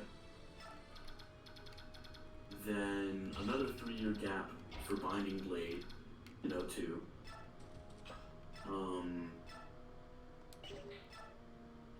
Binding Blade in 02, which okay, Binding Blade in 02, Blazing Blade in 03, Sacred Stones in 05. Is everyone alright? Hang in there, I'll be with you in a moment. Looks like I'm just in time. Now that I'm here, the enemy does not stand a chance. You're damn right, Titania. Sacred Stones in 04, Path of Radiance in 05. Oh, I was wrong when I said 06. Path of Radiance was 05. Radiant Dawn was 07. And then it's not telling me about the remakes. Oh, remakes. Okay. Radiant Dawn was 2007. Shadow Dragon was 2008. New Mystery was in 2010, Japan only. So then, okay. So after Radiant Dawn, Shadow Dragon was released in 2007, and then it was back to the 2-year gap. 08 was Shadow Dragon, 10 with New Mystery, even though it was Japan only, 12 with Awakening, then a 3-year gap, 15 with Fates, then a 2-year gap, 17 with Echoes, and then a 3-year gap, no, never mind, we're in 2020, 2-year gap with Three Houses, Okay. in 2019. So, 2019, so in 2021, we should be getting, at the very least, an announcement of the next remake. Yeah. I'm thinking early 21 we get the announcement, and then maybe a late year release. But there is a theory that like Nintendo's like 6 months behind everything right now because of the pandemic. Right. I saw that. Which would explain a lot about the Mario 35. Even though they've been doing, I saw something where I was like, Nintendo is a hateable company with lovable games. I see that. At the same time, like Nintendo's just been Nintendo's, it's all right. Like they do have questionable decisions or a lot, but they've done a lot of good. No, don't get me wrong. They've done a lot of good. They've done a lot of really good things. But especially recently, they've done just so many blatantly anti-consumer things for no real reason. You know? Yeah, I agree. I hope that it goes away and this was all just a thing to make their numbers for the fiscal year look better. Right? I hope that's all it is. And they don't continue to capitalize on FOMO. Because that is predatory as hell. And I would say immoral. I feel like there's some water to that because like a fiscal year thing, because all the limited time stuff, it goes away March 31st, and March is the beginning and end of fiscal years. Right. So after March, I feel like things will blow over, be perfectly fine, like they were. Not that should be a thing in the first place. No. Because people are excited about it, they're gonna buy it anyway. Yeah. I'm fine with limited editions, but not just limited, just being on the market, like games. Like, that's not how that works. Right. I don't understand why they're not re-releasing all these games. Right. You know? Like, Shadow of the Colossus. PS2 game, right? PS3? I don't know. 2, I think. Pretty sure. I think it's 2. Shadow. Yeah, just like put the games on the console. Like it's not that hard of a concept. I don't know why they don't. All these games that are so beloved and people want to play them, they're just stuck on generations and generations prior. And introducing series to new potential fans. Mm-hmm. Like, I would love to see a new F-Zero game. I would love to see a new F-Zero game focus on more of the bounty hunting aspect. You know? Because as a racer, I don't enjoy it a whole lot, if I'm being honest. Granted, I only played the SNES one on SNES Online, but that's more about reviving like a series, like a franchise. I'm more saying like these games, like specific games. Yeah, like give us Path of Radiance and Radiant Dawn on Switch. Just you don't have to. I'd be fine with just a port, honestly. Yeah, this on Switch, like who cares? We're having. They're putting Final Fantasy, like, give it, like, reduced price, like, $15, $20 at most for each. Because Final Fantasy VII Original, PlayStation 1, is, like, $14 on Switch, original graphics, and it sold like crazy. Because it's Final Fantasy VII on Nintendo, finally. Mm-hmm. I think it's, like, cheaper than that, I think. I think it's 14, but it goes on sale frequently. Yeah. Watch this guy die. Oh. Bruh. Okay. He would've.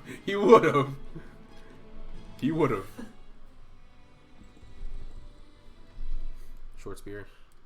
Also, just, I think a lot of those problems will be remedied when more blank online becomes a thing. Like, I think next is Game Boy Advance Online. I think that would be the next one, assuming they do handhelds. I would love a DS Online, but I don't know how that would work on Switch. Would work what? A DS Online? Mm. I just don't know how it would work on Switch. It works for the Wii U because of 2 screens and stuff. Like the gamepad screen and the TV. But I don't know how it would work on Switch. You touch screen. Yeah, but like, yeah, I have no how idea. would it translate to the TV? I guess you could just mirror it on the TV. or not mirror it, but like have the same stuff on the. But like that would require you to take it out of the dock, and it wouldn't be on the TV at that point. Right. No, there would need to be a way for it to work in dock and right handheld. Because that's the whole point.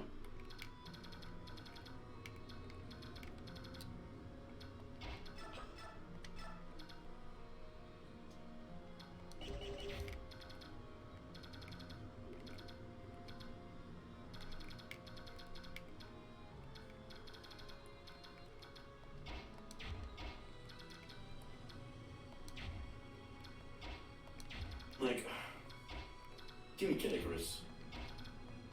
Don't make me beg, even though I will. Give me Kid. Kid Icarus deserves so much. And it gets so little. Kid Icarus, F-Zero. I'm still on the Ice Climber train. I feel like they could revitalize that and modernize Ice Climbers to make it really cool.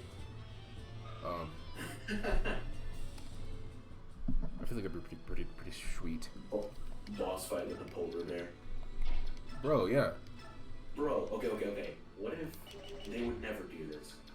What if they made Ice Climbers a survival horror? Huh? How? I don't know. Like, you're climbing the mountain, and like all of a sudden, there's the condor coming down, and then you gotta fight it. Then you gotta fight it. You gotta fight it. Ice Climber co-op survival horror. Goodness. It's all dark. Nana and Popo. Your vision is obstructed by the snow and the blizzard. Yeah. You have a little flashlight on your hammer. And because of like their upbeat with like the tether, if one of you falls to your death, you bring the other with you, so teamwork is crucial. The left stick controls Popo, the right stick controls Nana.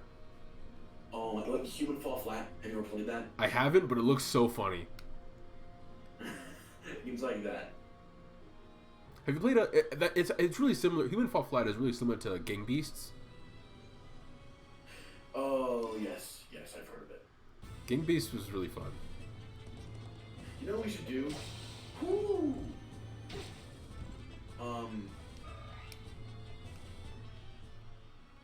At some point, maybe we could do this over winter break if we all have the money to get it.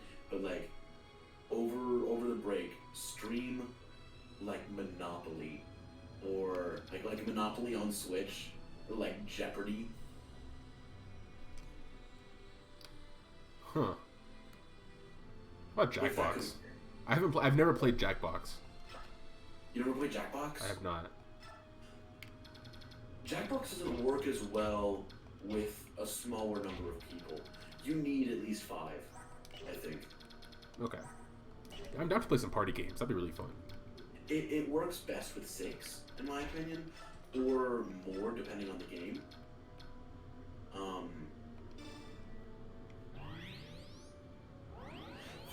Between 5 and 7, I think, is the golden number.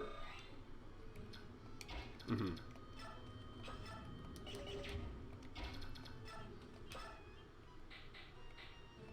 Aha. Yes. Wait a second.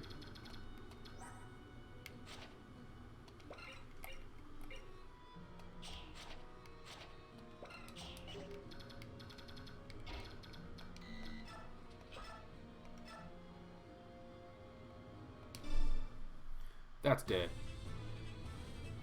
I got Tormod kill the Mr. Paladin over there.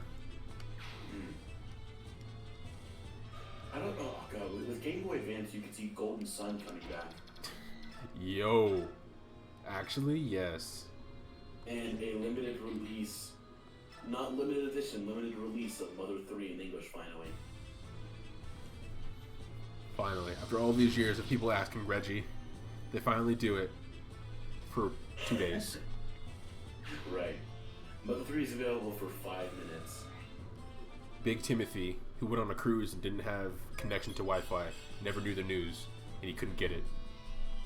Big Timothy.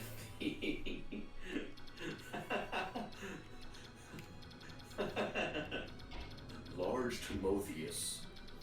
Timotheus and Pumbaa. No. If I smited Miliana. Smote. Miliana, Iliana. She can move 5. Dang it, I wanna... Homeboy over here is bothering me. Can I smote a horse? I can smote a horse. A horse is a horse, of course, and nobody talks to a horse, of course, unless, of course, that horse, of course, is a wonderful Mr. Red. You know Mr. Red?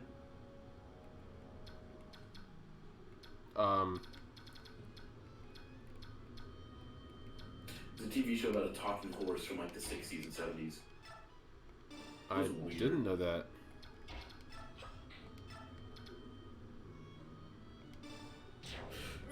To be completely honest, I didn't know that.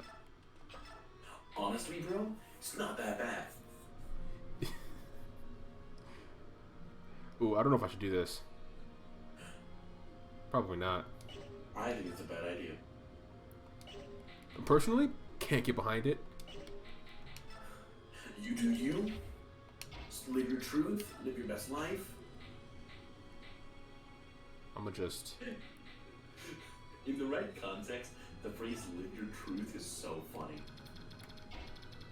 No, I won.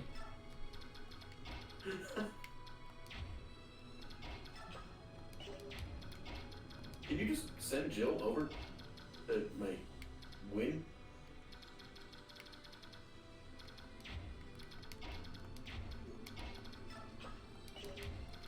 No.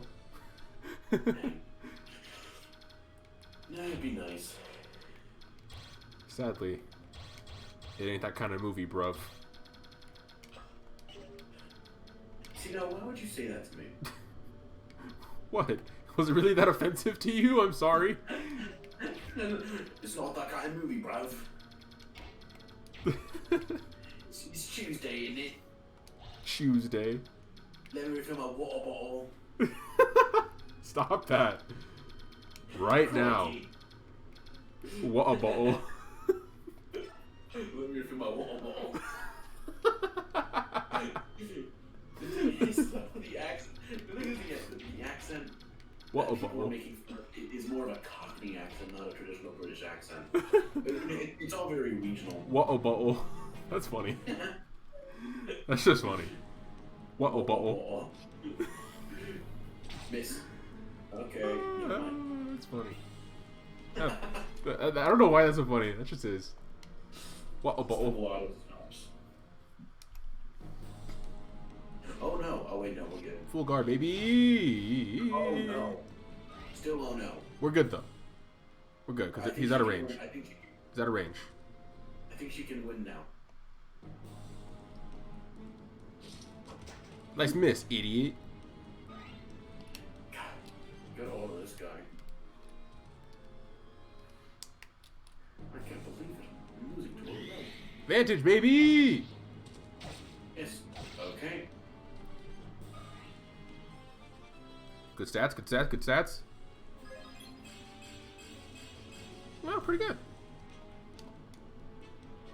I think Ileana or Astrid, in the last part of this chapter, they leveled up and got every stat increase except for like defense and luck or something. Mm. It's a really good pool. Okay, I'm curious if Jill can just kind of. Oh, damn it. Close, but no cigar. Good, because smoking is bad for you kids. I do it. Agreed. Egregious. Regis filming. I personally love the opinion that nothing should be in your lungs but oxygen. But maybe that's my singer bias coming in. 24. Yeah. Growing up, I had people smoke in my family, and it wasn't fun. No. To be around. Any beast killers over here? No? Sweet. I'm gonna get some juice. I'll be right back. Ooh.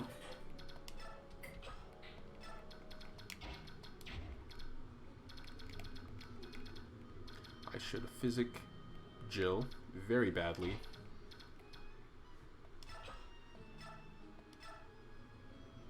That's 26.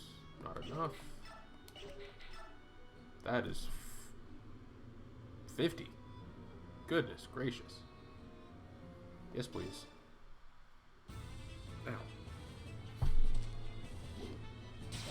Oh, Lord! Have mercy.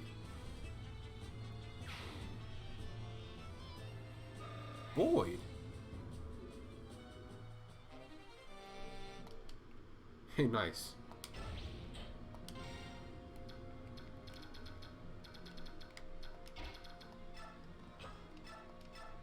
That's 24. That is a death. Indeed.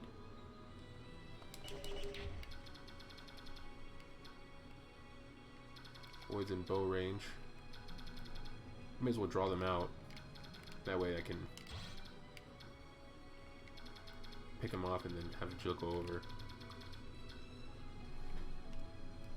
Unfazed.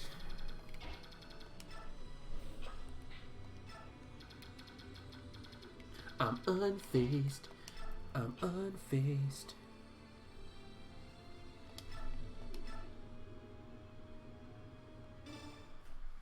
I'm unfazed. I'm unfazed. Miss? Please? Nope. Okay.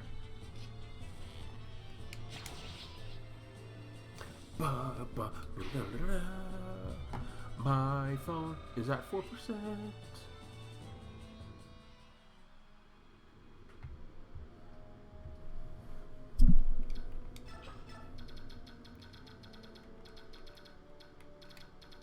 Okay, what do we got? What we working with here? Yo, Tormo's at 15. That's crazy. Oscar needs some experience. Catch him up. Ileana too, kind of. Ozzy boy. I feel like he'd get more experience from a bow knight.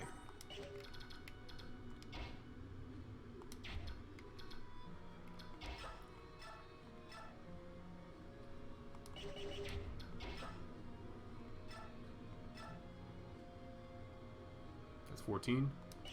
Oh Lord.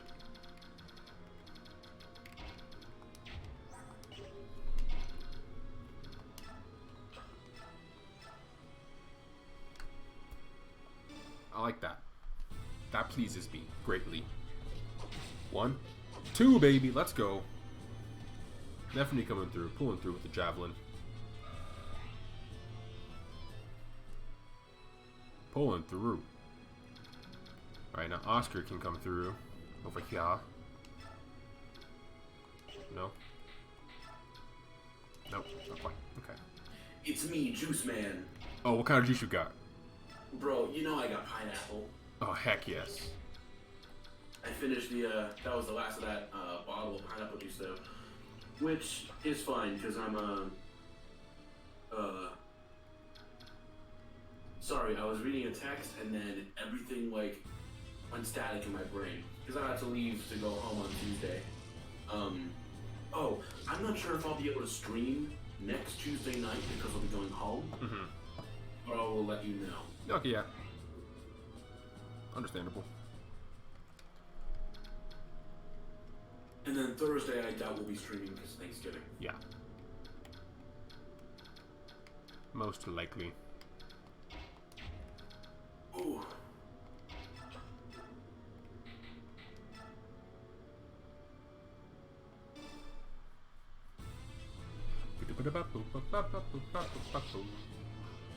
If she missed that.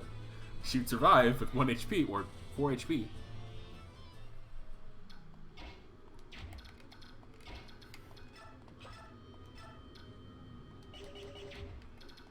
I want Oscar to get that kill on that bow knight. Probably going to, though. 16 damage. Is Jill any closer to being able to win? Yes. She is right here in this space that no one can attack her in. Okay, so we're winning next turn. Cool. Yeah. I feel I'm paranoid, so I'm gonna heal her with Reese just to, cause she's at 4 HP, and I'm very paranoid right now. That's a good call. 18. That'll put him at.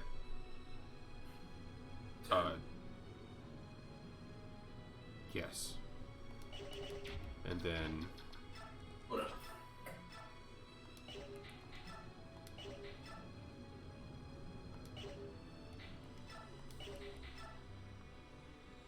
Nice. Okay. Ike, my boy. Please don't crit.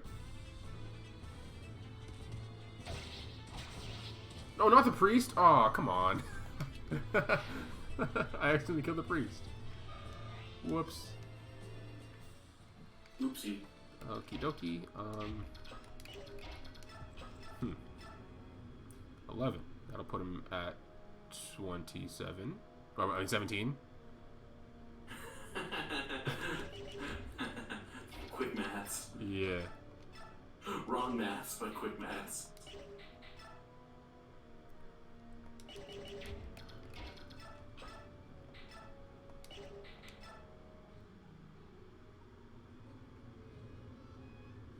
Iliana will take some damage from this. Assuming he hits. Miss.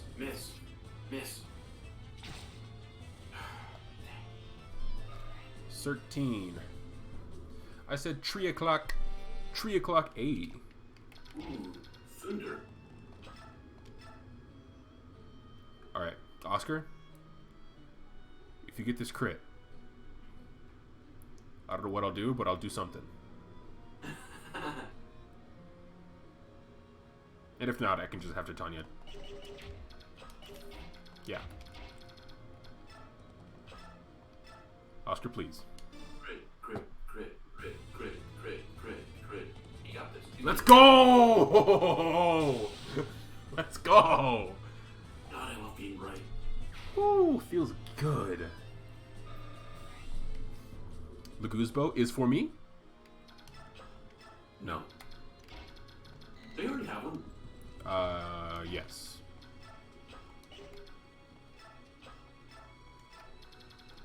Can't reach her. Oh well. Who can I heal? Just for shiggles.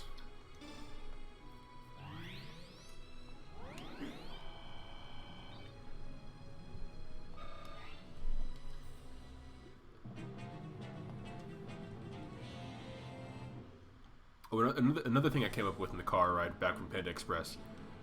If Mr. T went to Texas Tech, would he be Mr. Double T? Ooh, or would he be Mr. Triple T? I mean, no. I mean, before like he became Mr. T, he was just at Texas Tech. It'd be Mr. Double T. I mean, all logic points to yes. I can do it. Just do it. Just end it. 24.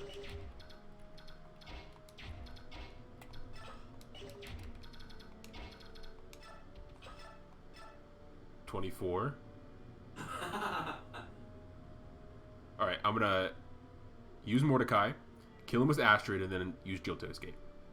Very cool.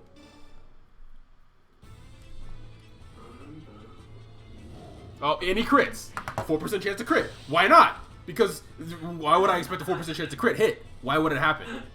Cool. Alright, thanks, Mordecai. Way to steal that experience on Astrid. She's actually level 14. She's getting better. She's getting better. Honestly, I think we're gonna get a metric crap ton of bonus experience from this, so I'm not super worried. Phew, we finally made it. Let's split up and search the surrounding area. Commander, do you think we should call more reinforcements? The Duke's army seems nearly limitless, and I'm worried about our weapon situation. Let's do it. Let's do it. Stage 3, baby. Let's do it. Do it. Let's do it. Do it. Hey, what's this? Get him. What is it, Commander? Look there. This is the only place in these ruins where I've seen healthy grass growing. You're right. I wonder why. And I found this. A white feather. So we were right. The heron is around this area somewhere. It's possible, but... Ike, over here. What now?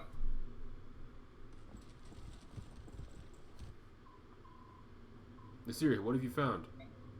A heron. A female heron? The female of the species? Oh god, who is this? That girl. That's a girl. You had Dempton, so I guess this one's me. Was there anyone else between him, though? Between him and this? No one knew, I don't think. Okay, yeah. Because we had Duke Oliver and, like, the birds of a feather. Okay, yeah, this is you then. Heck. Oh, that's a girl. Nasir, you said that the male heron we met was only a surviving member of the race. I believe it to be true. To find another survivor, it's a miracle. Speak French. Hey, wait, please. I must speak. I must speak. Oh, she's dead. Come on, wake up. Come on, step it up. She's lost consciousness. I guess there's nothing I can do but wait for her to come around. I wasn't trying to frighten her. I was boo. Power hungry fool, dude. You know, this is the last person I expected this song to be associated with. Honestly. But here we are. Can't believe Duke Oliver is in Smash. I found you at last, my beautiful treasure. It's about time you showed up, it's about time you showed your bloated face, Duke Tanis. Don't fat shame like. Don't fat shame like. Oh, no mistake about it. That's the spectacular work of what I created so much to obtain. You still claim ownership, do you? No, wait, something's different. This is a female? You mean to tell me that yet another lives? How spectacular! Men worrying that heron, but do her no harm. You'll never have her.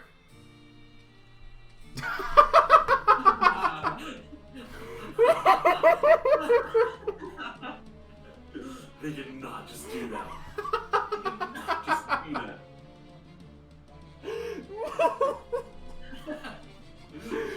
He just walked up. I'm so sorry. I'm sorry. Yeah. Why was that? Why? Why? Again? Will this corpulent windbag I never learn? Form out troops, let's check the heron. Look at the vocab. Man said corpulent. That was so funny. Man called Oliver fat in the most roundabout way possible. Corpulent. I've never heard that word, to be honest. I only know it because of Natasha Pierre in the Great Comet of 1812, a musical with Josh Groban based on a 70-page sliver of War and Peace. So this is the 10 turn survive. Oh yeah. We were talking about bringing. I forgot his name. Morris? Stefan? Stefan and Morum. Yes, it's Stefan and Morum. I gave Stefan some weapons. Okay. Can't reposition either. Yeah, this is gonna be wonky. It's gonna be honky tonky. Bum bum bum bum bum bum bum. Maybe lock the door and turn the lights down low. Fight. I was thinking Thomas the Tank Engine because of honky tonk. Dun dun dun dun dun dun dun.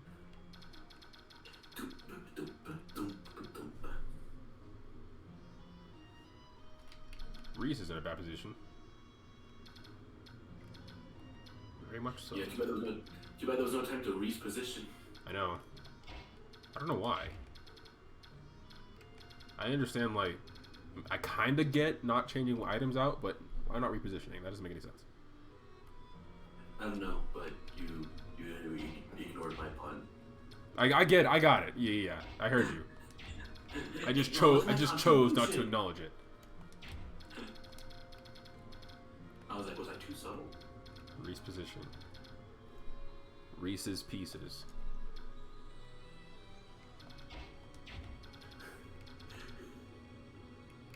There's this one girl on TikTok who is making all these videos about correcting people who say Reese's Pieces.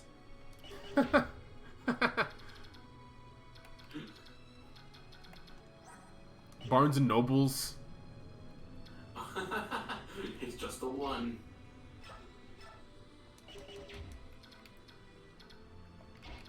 I say Reese's, but I don't say Reese's Pieces. It's Reese's Pieces.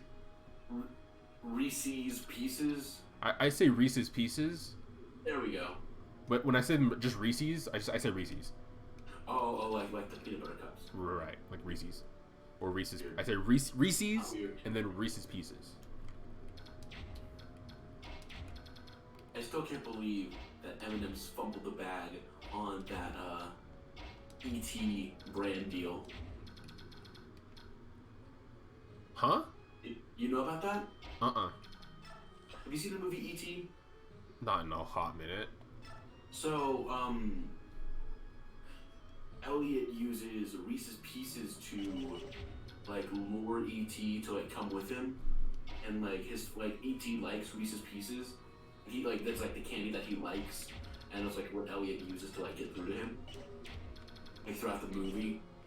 It was supposed to be M&M's in the original script, but M&M's declined the brand deal, so they went to Reese's. And so it's Reese's Pieces instead of M&M's, because M&M's fumbled the bag. Dang. So now, I mean, I think it was like they were expecting the movie to do well or something like that, and then it was a smash hit, and a cultural sensation, and it's probably on the AFI Top 100. If it's not, I would be surprised. E.T. Et tout. Or in French, A. A.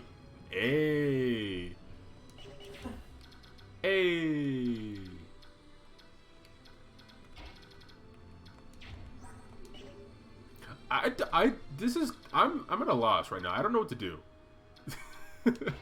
Like, survive for 10 turns. Like, there's this physical, and then just a bunch of magics, and then Mr. Priesty up there, and then Mr. Soldier Boy, and then Soldier Boy, the Soldier Boy game console. Ask him about the Soldier game. The Soldier Boy game console. The hilarious disappointment. Y'all like you're getting Xbox Series X or S or PS5. You're talking about a Switch Pro? Nah, man. I'm getting the Soldier game.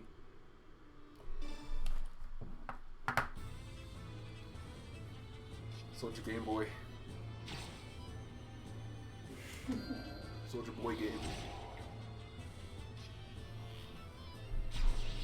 Let's go, Astrid. Dang. Oh, my queen. He's just drowning himself in the swamp. Drain the swamp. Oh, my knee. Oh. The sonic boom drowning noises. walks into ankle deep water. I'm drowning. What can magic do against Titania? 6. Okay. So what I'm gonna do is I'm gonna do this. No. Well. So okay, I can have Ileana take care of this fool, and then Titania can do something to this guy. I'm worried about this guy. Unless... I don't know about Jill's res. Reese could, right? No? Unless? Yeah! Okay, so Ileana can kill this guy. Very much so. Right? 17 times 2. It's 34. I think.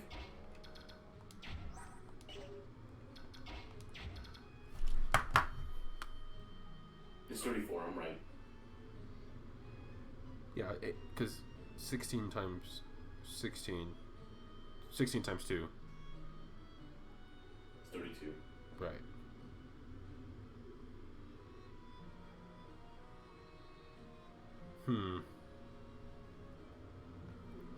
What are my options?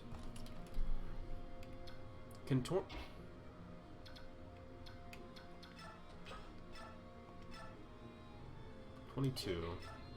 20, 26. Can't kill him.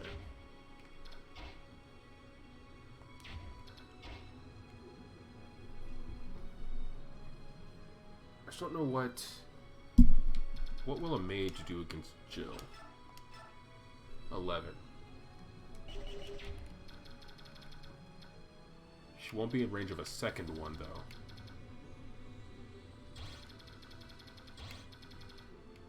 Okay. Okay. So... Can Tanya kill this guy? Yes. No? No.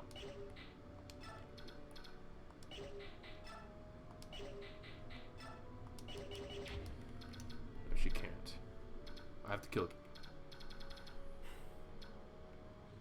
And some of Ike's stats are lowered because he's holding Lady Bird.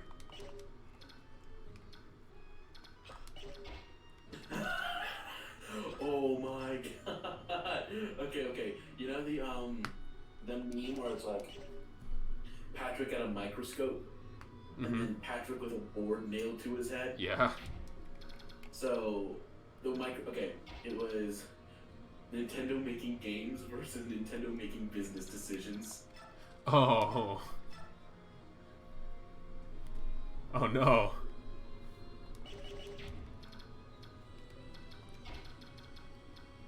But where's the lie? Nintendo do, Nintendo don't. It makes no difference in the end. You know what? I'm just gonna... Ileana... do the thing, please. Sure. A crit would be nice.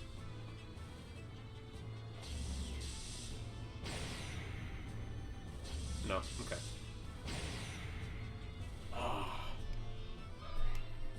Get that level up, though. 14, wow. Getting closer to a class up. If only Rolf was here. He's chilling at level 11, I think. 11 or 12. I don't remember. I only like half pay attention to levels. Okay.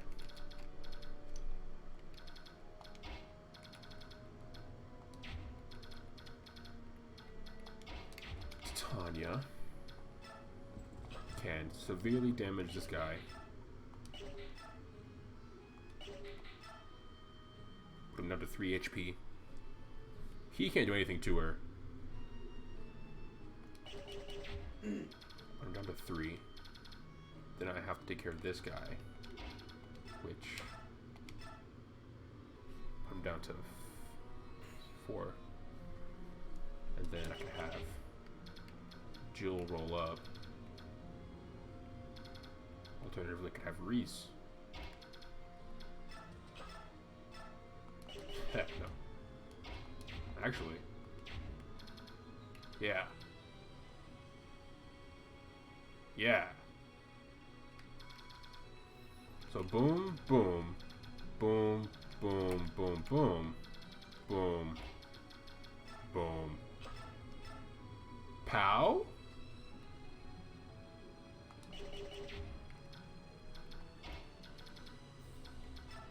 Pow. But the magic is what I'm concerned about afterwards. You know what? It's the first turn. I could just see what happens. Please hit. Nice.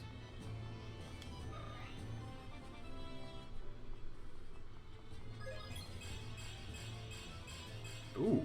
Ooh. Okay, Neffany. And then.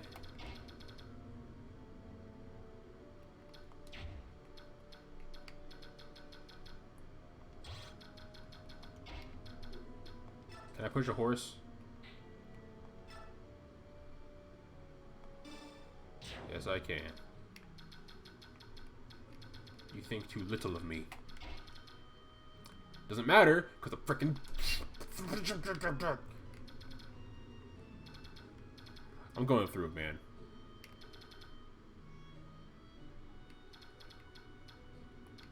Eric?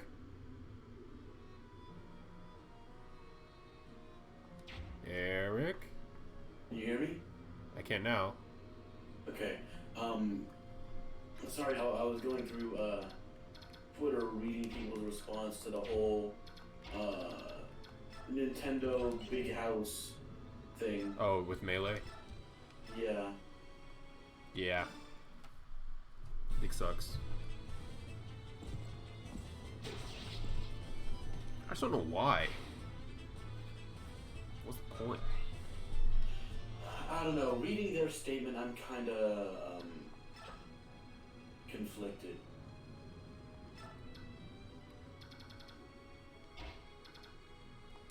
Like, I get it, and they're well within their right to do that because it's their intellectual property.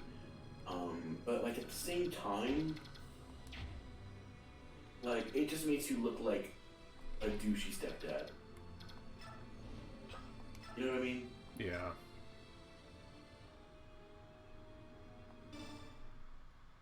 Like, can you imagine how many... Sorry, go ahead. I'm so... Oh, that's a crit. With 1 HP. Nice. What were you saying?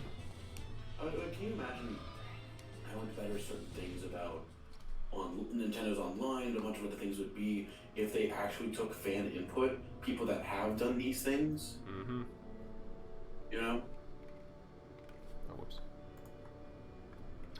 Because obviously, like, the devs and the everyday workers aren't at fault for this. Yeah. Right? It's the septuagenarians in suits. Like, the septuagenarian suits that are, like, being super anal about this. It's just, like, what does it accomplish, right?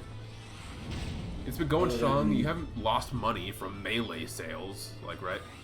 You're not making Melee. You're not printing Melee anymore. Right. So it doesn't hurt anything. It's out of production, and it'll cost you a bodily organ to get it. Right. And half the time, they won't even get the money. So, most of the time, Right. actually, because, yeah. If I were to go out of my way to get Melee right now, Nintendo wouldn't probably get any money from it. Let's look, shall we? We did this with Path of Radiance and Radiant Dawn last time, and we found some cosplay stuff. So let's see. Super Smash Bros. Melee.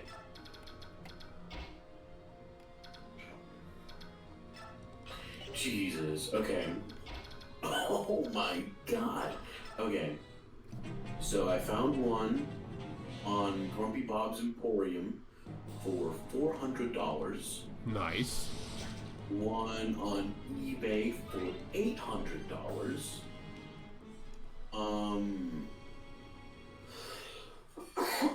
Excuse me. Another one on eBay for $500.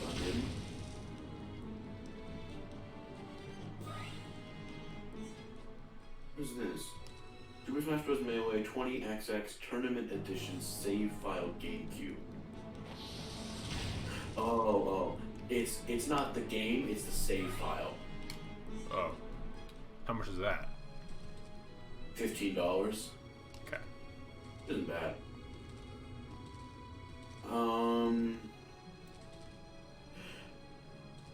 A $5 coin shot glass from Super Smash Bros. Melee Brawl Wii U 3DS Switch. What? Oh, it's a shot glass with a Smash Ball on it.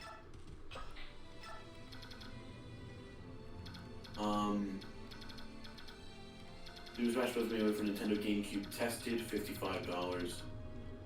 Melee disc only, $50.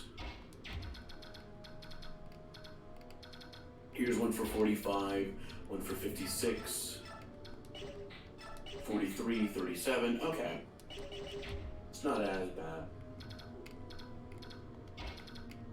$69.95. Nice. I mean,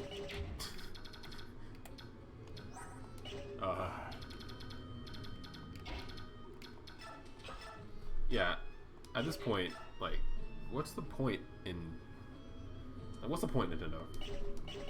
I don't get it.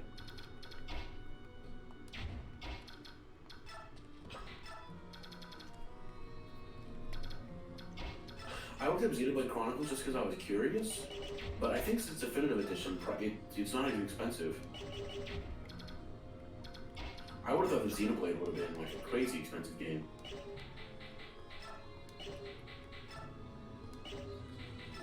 What's another rare game that hasn't seen? Oh, okay. Let me look up Sonic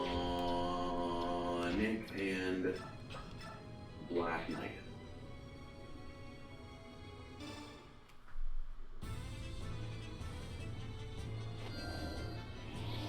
Huh? How much? Okay. The games are like fine. Nintendo Sonic and the Black Knight on Nintendo Wii, $9, and it's never been played. That's poetic. But there's a Sonic and the Black figure that's like modeled after like his final transformation in the game. One is $164.98, and the other is $200. Yummy.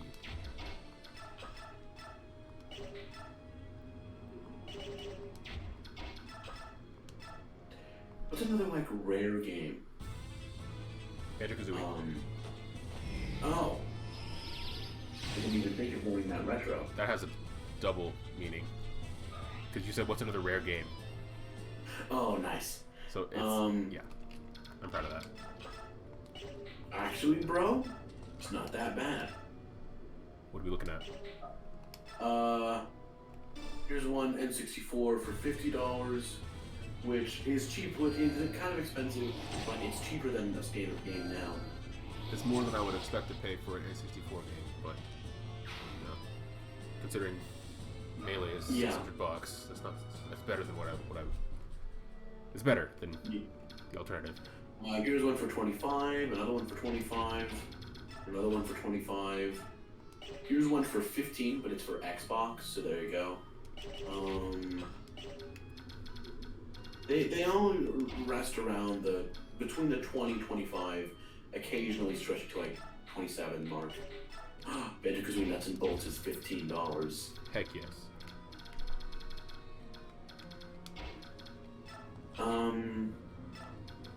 What about Chrono Trigger? Ooh, $80 for the DS version. Alternatively, $15 for the DS version, $17 for the DS version, 34 for SNES, $109 for SNES. I think the DS version is like the most definitive version to play. I think so. It has those cutscenes. Wow, Chrono Trigger's all over the map. What is this? How about like the original Ninja Gaiden. Considering, like Chrono, I hear Chrono and I think of Chrono and Smash, and also Ninja Gaiden and Smash. Yeah. Okay, wow. So, this person is selling GBA, Final Fantasy 1 and 2, Final Fantasy 5, the 2 Golden Sun games on GBA, OG Legend of Zelda on GBA, Pokemon Diamond, Black, Mystery Dungeon, what does that say? Ranger, Golden Sun Dark Dawn for DS, Digimon World Dawn, Final Fantasy 3, Final Fantasy 4, and Chrono Trigger. He's selling, what is that, 1, 2, 3, 4, 5, 6, 7, 8, 9, 10, 11, 12, 13, 14 RPGs ranging from GBA to DS for $320. Dang. But here's the thing, 14 games that are pretty rare. Yeah. I think that's kind of fair. 14. You're paying around $23 a game, $22.85 a game. That's not a bad deal. Yeah. Especially for like Final Fantasy and Chrono Trigger and all 3 Golden Suns. Are you kidding me? That's not bad. And a bunch of good Pokemon games. Pokemon Ranger, you said as well? Pokemon Ranger, Pokemon. I don't think it was Mystery Dungeon. No, it was Mystery Dungeon. I don't know. I don't like all these mages they're throwing at me. Heyo. Might just hole up in this corner right here. Honestly, I think I will. I'm just gonna hole up in this corner and let them come at me.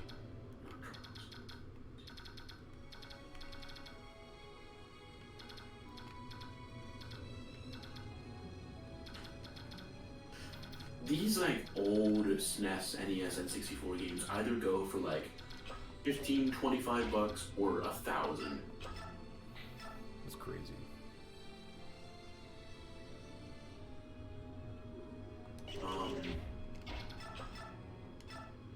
Final Fantasy 7 original.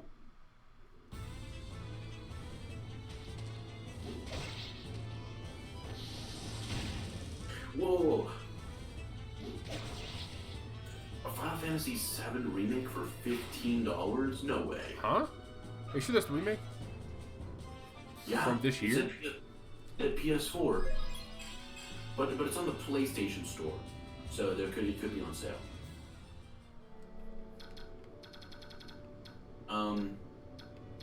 Final Fantasy VII Greatest Hits 1997, Sony PlayStation 1, PS1, $209.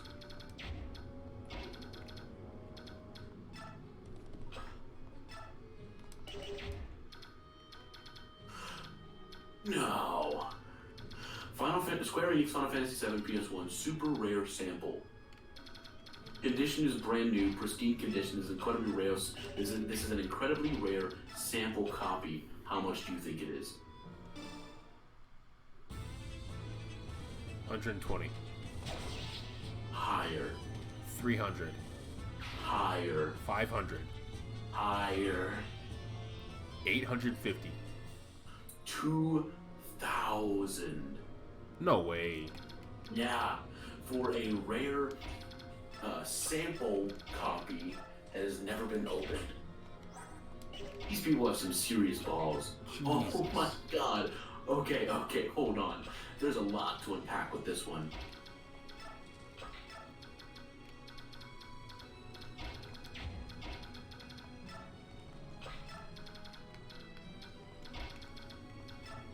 Oh my god. There's so many. Okay.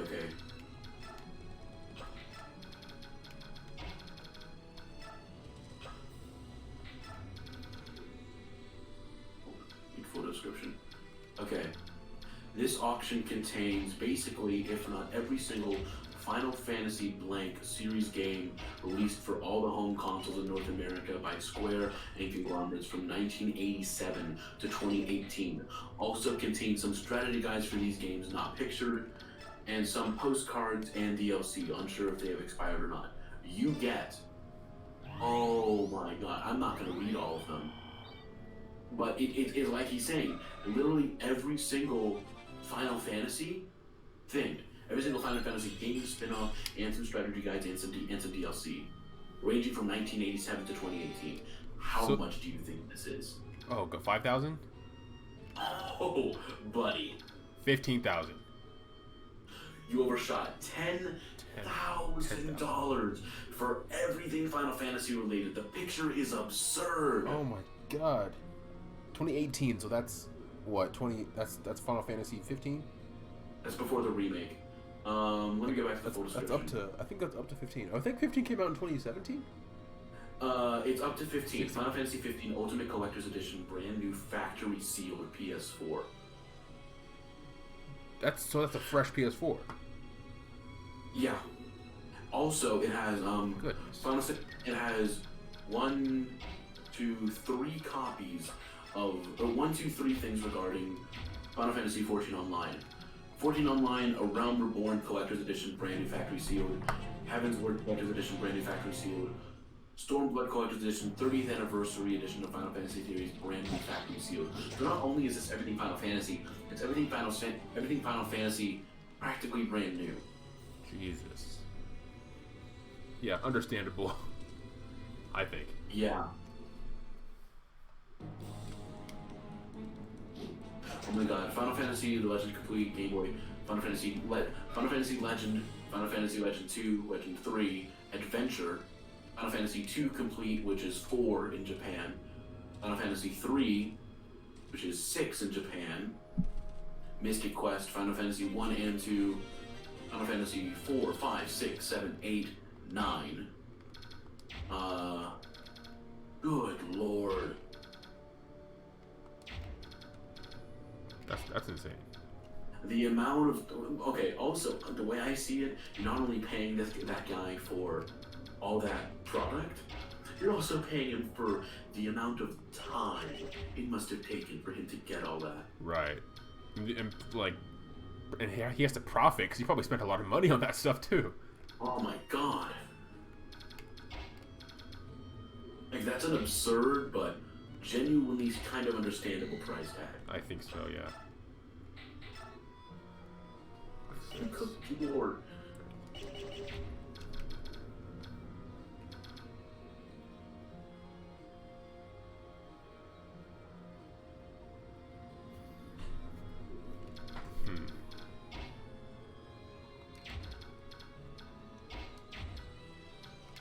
Okay.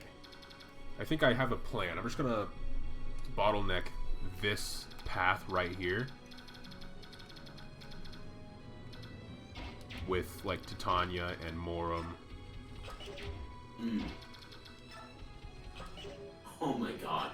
Okay, I just looked up Fire Emblem just because I was curious. Fate's Conquest is $20 at Best Buy, which is nice. After Radiance for GameCube is $630. Radiant Dawn is $70. And that's like one of the cheapest ones.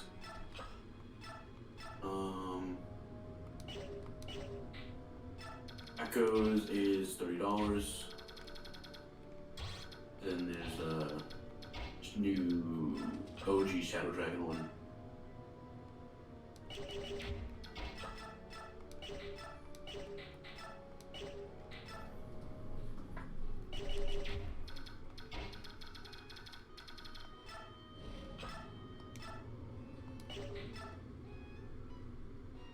I'm gonna look at Mario Sunshine. This is the last one. Oh, I think Mario Sunshine is probably up there with Path of Radiance and Melee. I feel like GameCube games have gotten it the worst. Here's one for $60. Then there's a $25 Mario 3D All Stars. Okay. Here's one you see the Mario Sunshine logo and $9, but it's a replacement case, no game. Funny. Super Mario Sunshine Black Label Factory Seal. Hello, I'm ready to say goodbye to my childhood memories after many years of video game collecting. Up for sale or best offer, $2,000.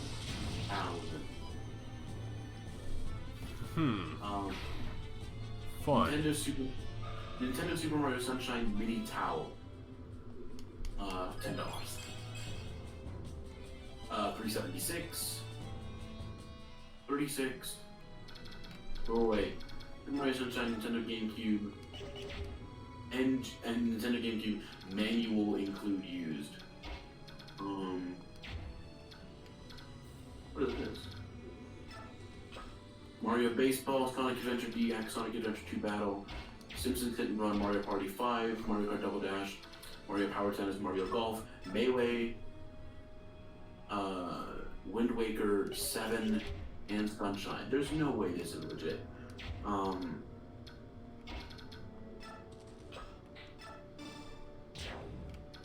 Simpsons Hit and Run. That's funny. Okay, I was saying all that for $7.77. There's no way. There's Nintendo GameCube video games, complete inbox, free ship. Oh no! This is a game store showing you what they have. I was like, there's no way you're getting all these classic GameCube games, because you go to the next page, and Sonic Gems, I think is what it is. Dragon Ball Z Sagas, Dragon Ball Z, Budokai, and Budokai 2. Sonic Heroes, Kirby Air Ride, Metroid Prime, Sonic Mega Collection. Jesus. Game Boy Greatest Hits, more or less. $40. Jeez. Scalpers are disgusting. Big agree. Multiple reasons.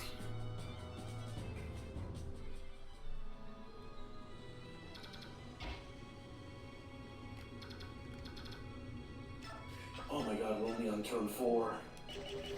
Yeah. A lot of movement going around.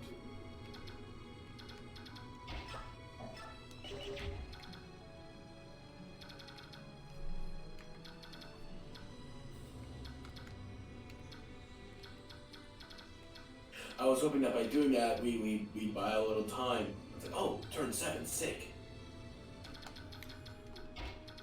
Sadly.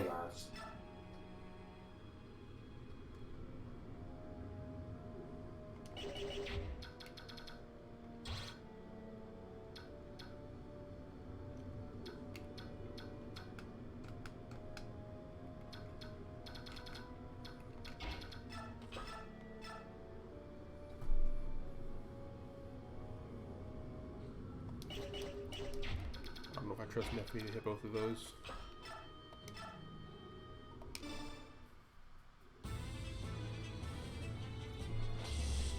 Boom. God, this is a tiring chapter. A little bit of a slog.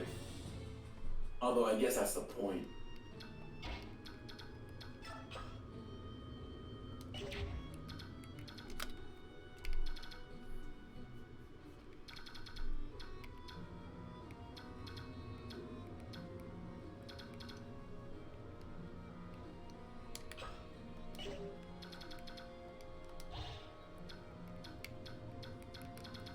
If I were to put Titania here, would that cut their route?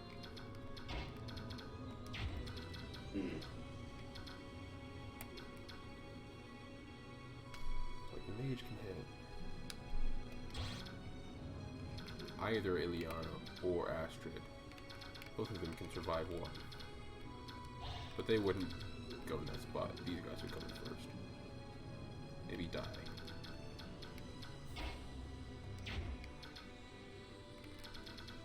I was thinking earlier, imagine someone playing this game that never used the rescue function, right? Like, it never even crossed their mind. and then seeing that happen in the last scene, and it was like, what? What happened? With the Ike and the bird. It has been a difficult mating season for a bird person. I'll keep hand axe equipped. Yeah.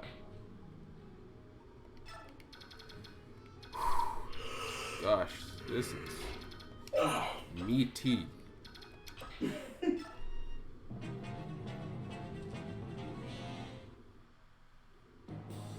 Alright, he's gonna miss. She won't. That's good. That's good. I can hear the look that you made.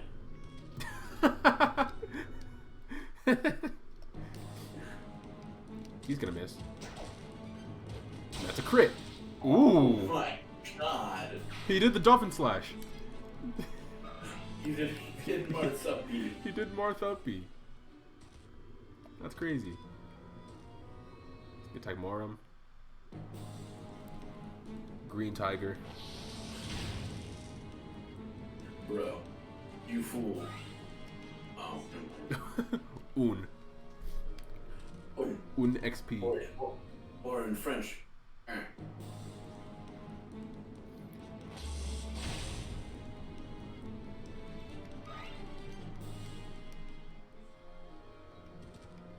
Just a crap ton of mages. Hello!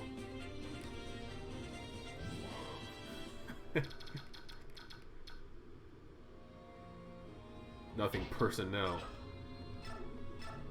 Kid.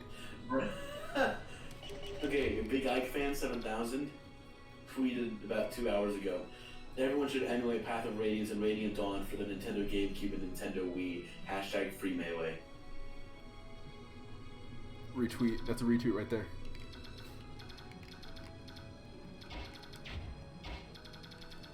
I can send Jill all the way up here.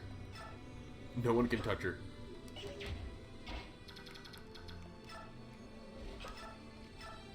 Not that I would, but I could. Alright, Jill, sit. Stay. Arms up. He lost 10 HP.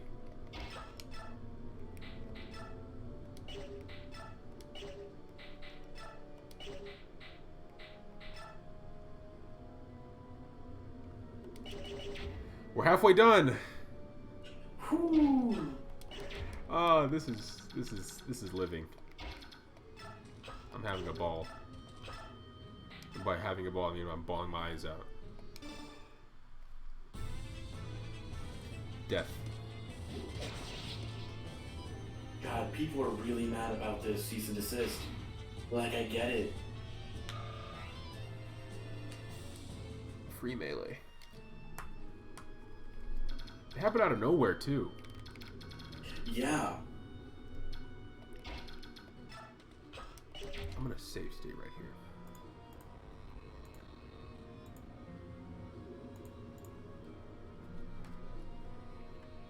Free melee was trending earlier today.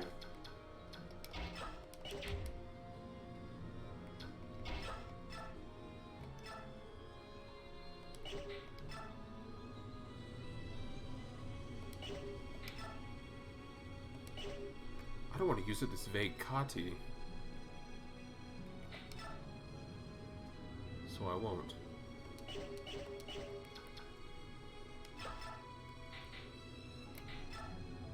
Honestly? Also, sorry, go ahead. Stefan can just probably get by with just Iron Sword.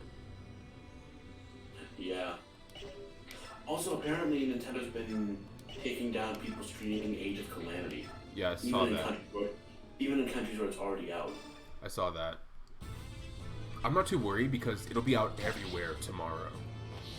I know it's already out in, what, like Japan and Australia or something? Or Europe? I think just Europe. I hope this stops after tomorrow. I feel like it will. Because it'll be out everywhere. But even then, that's just a bad call. Yeah. Like, if they're playing it legally, let them stream it. It does nothing but help you. I guess they just don't know how to verify if it's out in their region or not. Wouldn't their region be in their Twitch profile or something? I don't think so. No. Never mind then. Bruh. Ting. How do you ting on flesh? I'm gonna go with... Very carefully. You know, I got it. Very carefully. That's how. Excellent question.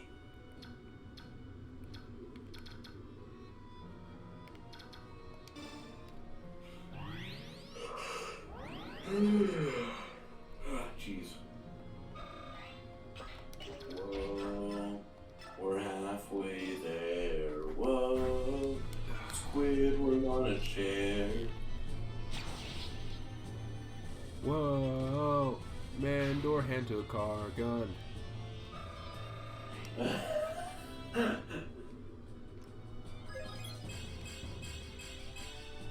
Remember when Astrid was level 1? Bro, remember when Astrid sucked? And now she's one of the highest levels I think we have. Ike 16, she's 16. Tormod's 16. Boyd's 18. Bro, Boyd might be able to class up by the end of this. Boyd, someone needs to hold Boyd back. He's advancing too fast for everyone to keep up. My god, he's evolving. At ludicrous speed. No, light speed is too slow. We need to go ludicrous speed. Ludicrous. Bro, when my idiot child mind realized that ludicrous was actually a word and not just a singer, like a rapper.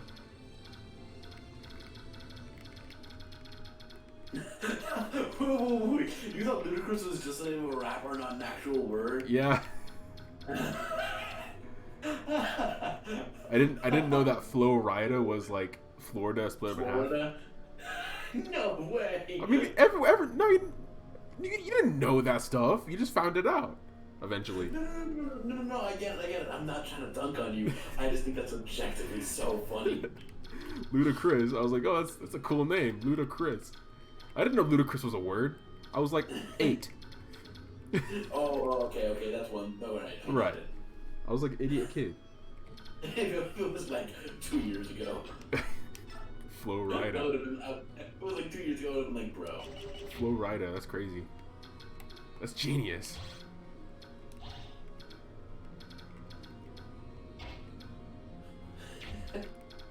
Ludicrous. Alright, a whole lot of magics. Oh, thunder back here. Thunder. Thunder cats. Meow. Who are?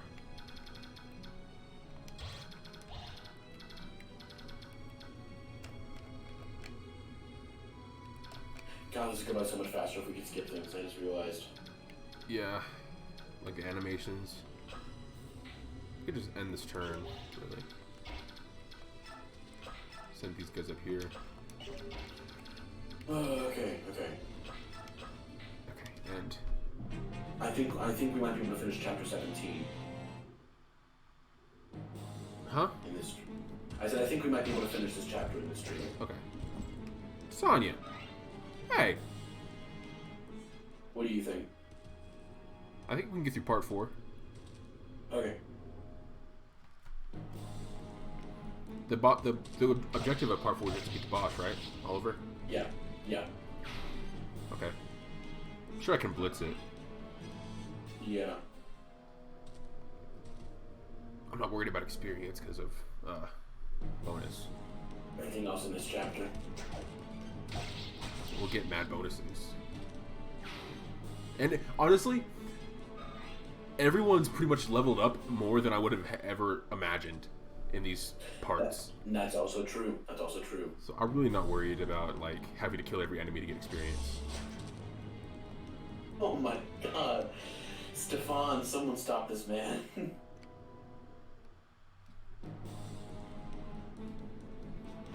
No, I'm starting to understand why they made Stefan so hard to recruit. Yeah, he seems like a hidden character. By comparison. I kind of wish more games did that, honestly. Kinda? Kinda. Like, I can see why they don't, but I can also see why that would be. Cause like, how would you ever know to do that? Honestly. Right. Or without looking at the wiki. Right. It would just be a complete coincidence if you sent... It's like, why would you send a Lagoose up there? There's seemingly nothing up there. There's a couple enemies that you can avoid.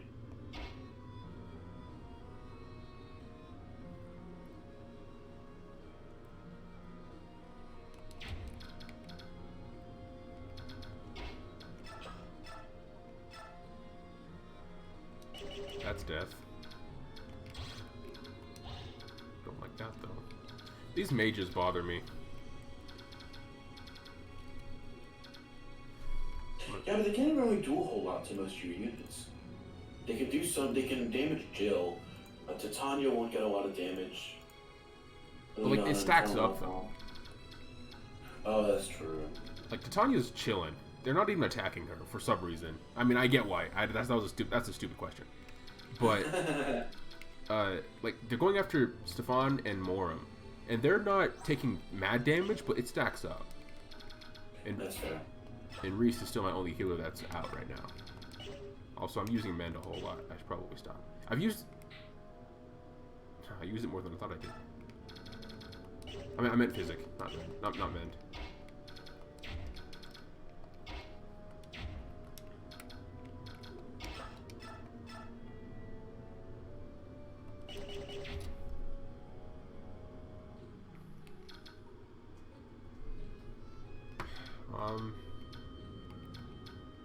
You know,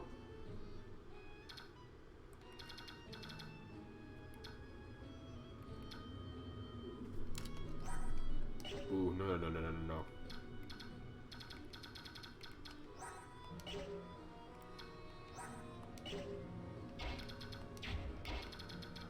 Let's swap out. No, bad idea. I was thinking about swapping out Moram with Mordecai. I mean, Stefan with Mordecai. But Stefan's not going to get hit, really, that much. His avoid is really high, especially with... Yeah. like, everything. Yeah.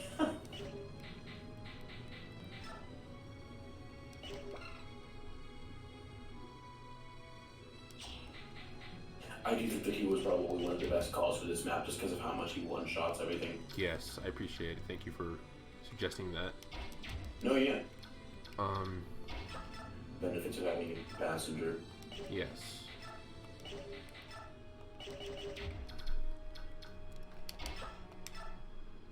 Should I have Reese heal Moram or Stefan? Stefan's not going to get hit as much, but he has comparatively lower health than Moram. Do either of them have a vulnerary?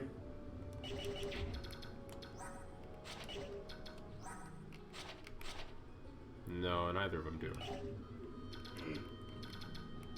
That would have been good to do. I could trade one.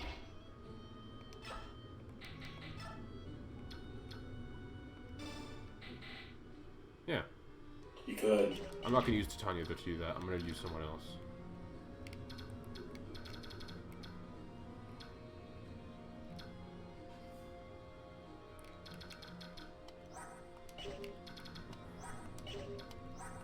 Someone that can survive magic, preferably. That has a vulnerary. And can reach. And can shove. God, you guys suck.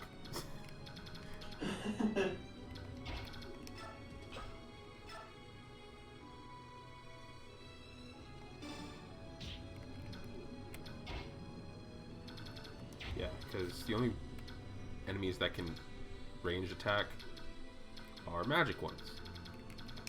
So Reese should be good. No, but I need him to heal.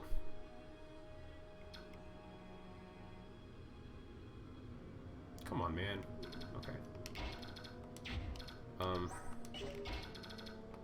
Homeboy it is. Trade.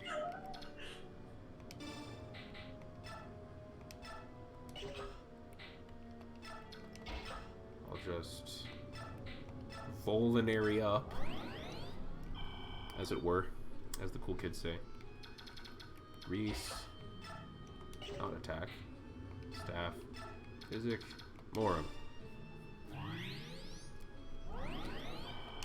Slowly but surely. And don't call me Shirley.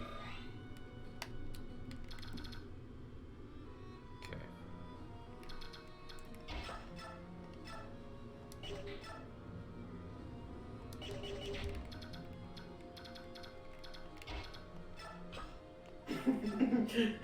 Do you want to recount about calling animals? No. I just discovered it a second ago. I uploaded a picture of the cat from Twilight Princess.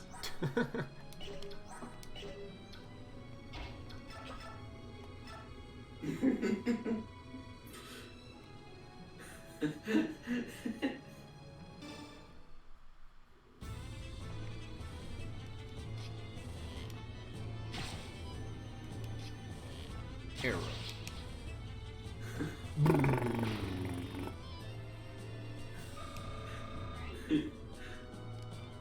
I love discovering new Twitter pages like this. It's a Nintendo when Smash players play Smash, and it's that picture of Sakurai going, "No, this isn't how you're supposed to play the game."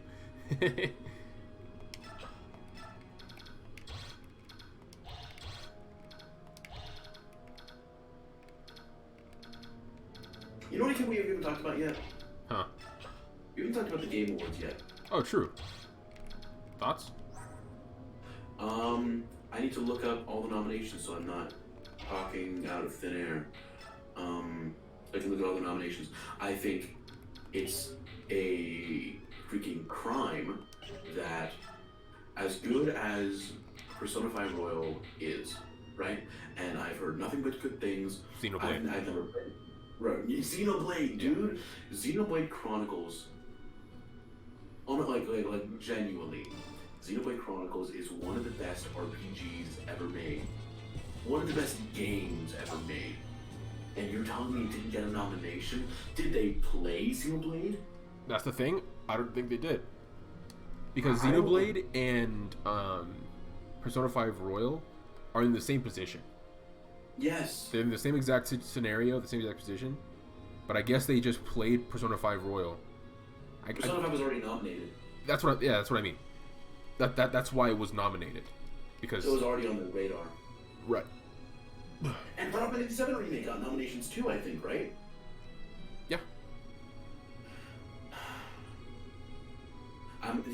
Truly, all we Xenoblade fans know is pain. In the game and out the game. Mostly in the game, though. Like, I would genuinely argue that story-wise, Xenoblade is better than Persona 5. Genuinely. Yeah, I would agree. The world building is better. Like, and don't get me wrong, this is someone that, I'm the stereotypical Persona 5 fan that's only seen the game played on YouTube, haven't played it myself. But from what I've seen, the story building in Persona 5 is great, characters are great, music is incredible, but I genuinely think that all of those things are done better in Xenoblade Chronicles. 1 specifically. I haven't played enough of 2 and I haven't played X at all. And that's what we're talking about because that's when they got the remake. Freaking You Will Know Our Names, The Fallen Land. So when I drive home on Tuesday, the Xenoblade Chronicles Definitive Edition soundtrack is about 4 hours long, so I'm just gonna be bumping that the entire ride down to Dallas. Nice. 6 God. hours of fallen arm. Bro, for real. 6 hours of depression. Which was the running title for that section of the game, fun fact.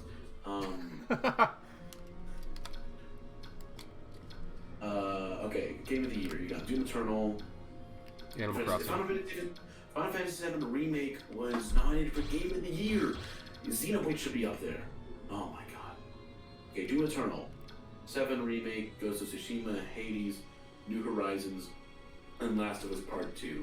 Last of Us Part 2 was a very controversial pick for some people. Animal Crossing makes sense. Honestly, these are all games I heard a ton of good things about. I'm not particularly mad about any of them. I'm just more upset that Xenoblade got snubbed in every category. This game direction, 7 Remake, Ghost of Tsushima, Hades, Half-Life Alyx, Last of Us Part 2. As narrative, 13 Sentinels, Edith Rim. I heard about that one because a lot of the voice actors that we follow were in that. Final Fantasy VII, Tsushima, Hades, Last of Us Part 2. Oh, I'm sensing a pattern. Best art direction. Final Fantasy VII, Ghost of Tsushima, Hades, Ori and the Will-O-Wisps. That's the one I voted for. I hope that one wins. Last of Us Part 2. I'll need to vote later. Did you vote? Okay, best score. Doom Eternal. Interesting. I guess thought the same thing. People like the heavy metal rock, whatever. Not my favorite, honestly. Well, yeah, I'll need to listen to it. See if there's. Oh my god. That's what I did with Hades. I've heard good things about Hades. Doom Eternal, Final Fantasy VII, totally get it. Hades, interesting. Ori and the Will of the Wisps. Last of Us Part 2. Wow, I am floored that Last of Us is getting all these nominations. I heard good things about it, but like, I wasn't sure if it was like that good. Audio design, Doom Eternal. But you know what should have a nomination for best score? Xenoblade Chronicles Definitive Edition. Xenoblade Chronicles. And I'm gonna be annoying for a minute, but I will not shut up about Xenoblade because, oh my god. Okay, it came out in May, and that was like when quarantine was initially really starting to get to me. And that game came out at just the right time to distract me and then make me sad again when the story things would happen. I think Xenoblade has better. I'll get to that in a minute. Half-Life Alyx, Ghost of Tsushima, Resident Evil. What category is this? This is audio design. It's performance. I voted Miles Morales. Ashley Johnson is Ellie. Laura Bailey is Abby.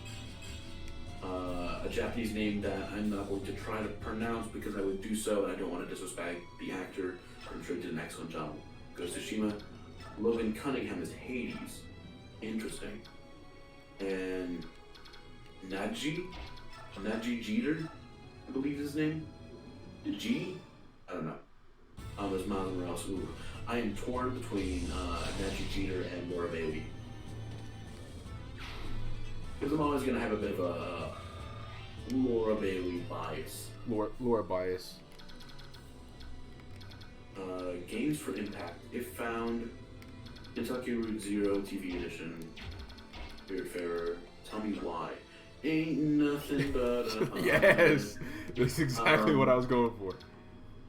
Tell me why. Okay, you know what game seemed interesting? It was sort of at the Nintendo Indie Showcase a month or two ago. The one where it's like you play as a game designer making a game for his little brother. Do you remember that one? No, I don't. Where was this on? The title was two Japanese names, like blank and blank. I can't remember what it was. I don't know. Best ongoing. Apex Legends, Destiny 2, Call of Duty Warzone, Fortnite, and No Man's Sky. That's an interesting category, best ongoing. Best indie, alright, interesting. Carrion, never heard of it. Fallout Guys, not Fallout Guys. Fall Guys. Fallout Guys. Some legends I told. Hades, Spelunky 2. Fallout Guys. Spiritfarer. Best mobile game. Among Us, if that doesn't win. Call of Duty Mobile, ooh, but it's up against Genshin. Yeah. Genshin. Legends of Runeterra. I'm confused. Pokemon Cafe Mix. I'm confused as to why Among Us is qualified. For mobile? Just in general, because it came out in 2018. Oh, maybe the mobile version came out this year. Wasn't it also nominated for Best Indie or something? No. This is Best Mobile. I mean, okay. I think it was nominated for another thing later on. I'll tell you in a second. It wasn't nominated for Best Indie. You may be thinking of Fall Guys because they have similar character designs. Right. I think Among Us was nominated for something else. We'll find out. Best Community Support: Apex, Destiny 2, Fall Guys, Fortnite, No Man's Sky, Valorant. There's a game I haven't heard about in a minute. Best VR AR: Dreams, Half-Life Alyx, Marvel's Iron Man VR. That seems interesting. Star Wars, Walking Dead, Sings and Sinners, Invasion and Accessibility, Best of Valhalla, Grounded, Hyperbot, Hyperroot, rather, Last of Us Part 2 again, and Watch Dogs Legion. Okay, Best Action is interesting. Doom Eternal, Hades, Half-Life Alyx, Neo 2, Streets of Rage 4, first side-scrolling, I imagine that's a side-scrolling beat-em-up. Yes, it is. Best Action Adventure, Satsuki Valhalla, Ghost of Tsushima, Spider-Man Miles Morales, Ori and the Will of the Wisps, Star Wars Jedi Fallen Order, Last of Us Part 2. Oh my god. Miles Morales looks good, and so does Ori. Ori looks so good. Best RPG, Final Fantasy VII, Genshin, Royal, Wasteland 3, and Yakuza. I've never heard of Wasteland, to be honest. I haven't either. God, but just between the first three, that's tough. Yeah. Here's the thing, as much as I like Persona 5, as much as I appreciate Persona 5 and how important it is, I almost don't want it to win anything, just because I don't want the fan base to get any more obnoxious. You know what I mean? Yeah.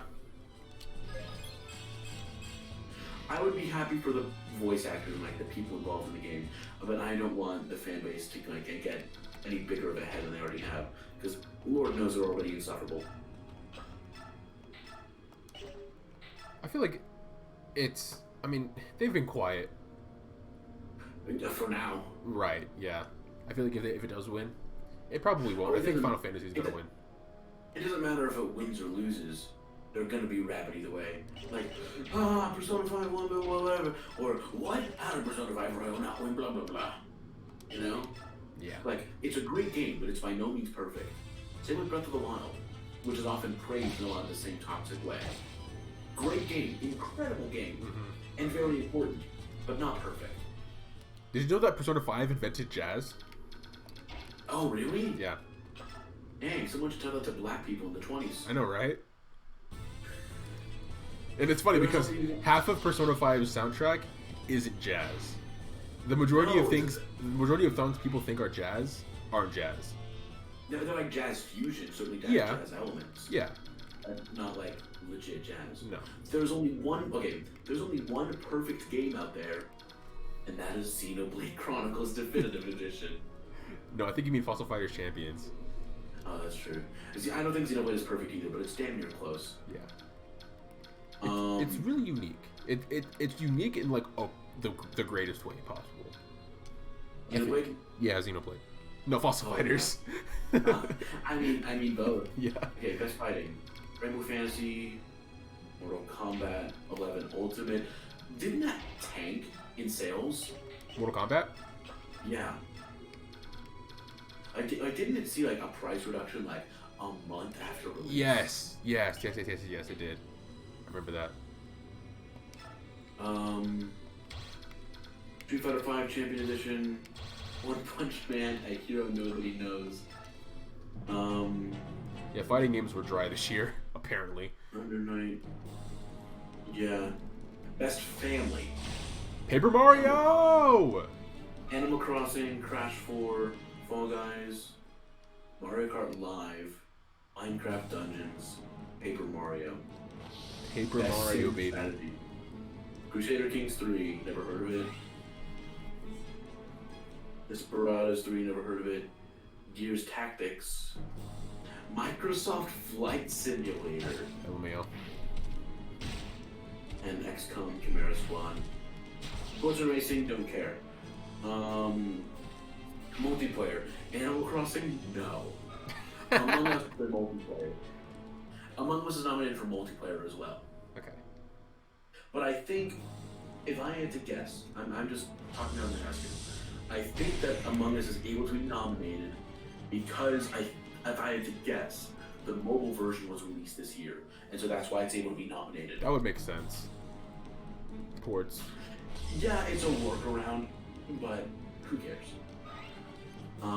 Among Us, Call of Duty Warzone, Fall Guys Ultimate, Valorant. Don't get me wrong, but me saying no to Animal Crossing is not me saying it's a bad game. It's a great game. I fell off it super early. I need to get back into it.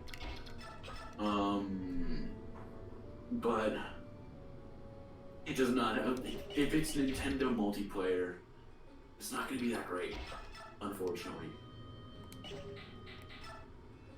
Can you imagine the riot if Smash was nominated for Best Multiplayer? If Smash wasn't? Well, that's a crit. If Smash was nominated for Best Multiplayer. Let's go. I mean, would be able to. I mean, talking about this year? I'm just talking about, like, when it was eligible. It was nominated for Game of the Year. I'm talking about Best Multiplayer. Being nominated for Best Multiplayer specifically. I mean, it makes sense to me. Although I guess my mind is going automatically to online. Okay, in that case. But you're right. Local is still a thing, just not right now. Content creator, Elena Pierce. I don't know any of them. Jan Lopez, Nick Merckx, Tim the Tatman. I've heard of him. I've heard of Tim the Tatman. I've only heard of Valkyrie. I've heard of Valkyrie and Tim the Tatman, but I don't watch any of them. Best debut game: Carrion, Mortal Shell. Raji, an ancient epic, seems really interesting. That's the Indian one, right? Yeah. That looks really interesting. I saw that on the one of the indie showcases or whatever. Yeah, the one from last month or the month before. Yeah, that looks really cool. I'm a sucker for like mythology and stuff like that. Yeah, Phasmophobia, esports. Don't know any of them. Cool. Esports, Sonic, or esports. All right. Esports event. Video League Championship. Okay, never mind. Esports game. COD, Modern Warfare, CS:GO, Fortnite, League of Legends, Valorant. Interesting. Esports host, I probably won't know any of them. Esports team, probably won't know any. Very interesting. Not a single nomination for Xenoblade Chronicles Definitive Edition. It's fine, I'll just cry about it. I'll just whine about it on the internet while Geoff Keighley wipes his ass with 20s. Let's go. Reese took no damage. Oh my god, turn it, we're almost done. Haha, psych. Additional 5 turns. Oh my god. And once I kill these 2 mages, the enemies down south aren't moving. So I can just end turn. God, I hope. That's just more reinforcements. God, this was terrible. It's been 3.5 hours. Bruh. We can do this though. No, we can. This may just be our longest stream so far, but it's the longest chapter so far. And honestly, a decent amount of your characters may be able to one-shot things. In the next chapter? I mean the next part? Yeah. Because a lot of them are crazy underleveled. Compared to you. Or you were just crazy over level. The ones that were in this chapter for these 4 parts are gonna be so far above like Gatry, Braum, Rolf. Oh, poor Soren. Poor Soren. Poor Rolf. It's okay. We'll bolster them with bonus. You know what I'm saying? No, I don't. What are you trying to say? We will bolster them with bonus XP. Yes. Ooh. Rise and shine. Rise and shine. Reese and shine. Nice. And shine. Sorry. Nice miss, idiot. Now die.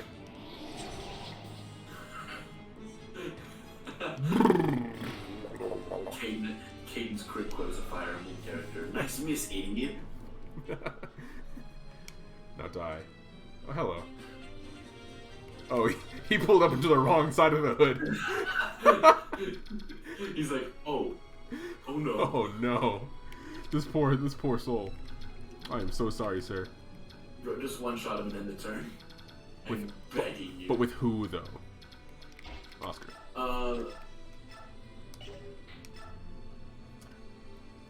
Yeah. Mm-hmm. Yeah, watch this. Oscar, watch this. Watch this. Crit, Oscar. Oscar, dude, I'm begging you. Thank you. Absolutely beautiful. Mwah, chef's kiss. All you gotta do is beg. And the level up. Give me those stats. Give me those stats. Not bad. Alright. Not bad. For the love of God, end the turn. Who with? Yeah. Oh, there was that mage. Death. Your Honor, vent. Death. Executed at the hands of a small mercenary girl. I was playing Among Us with some of my high school friends last night, and it was really stressful.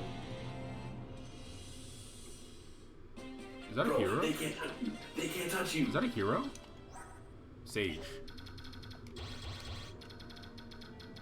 Just end it. They can't touch you.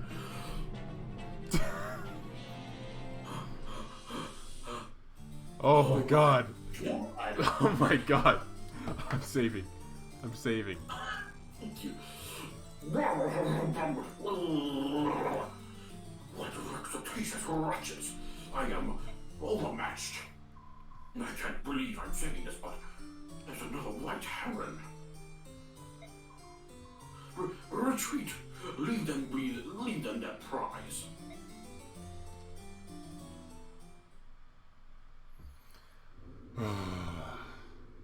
Jesus. Why 10 turns?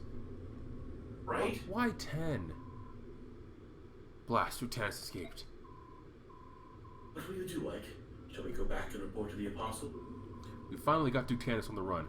I don't intend to stop until we've captured or killed that monster. It is your choice. Let's go. Commander, if this battle is going to continue, I think we should get more reinforcements. I agree.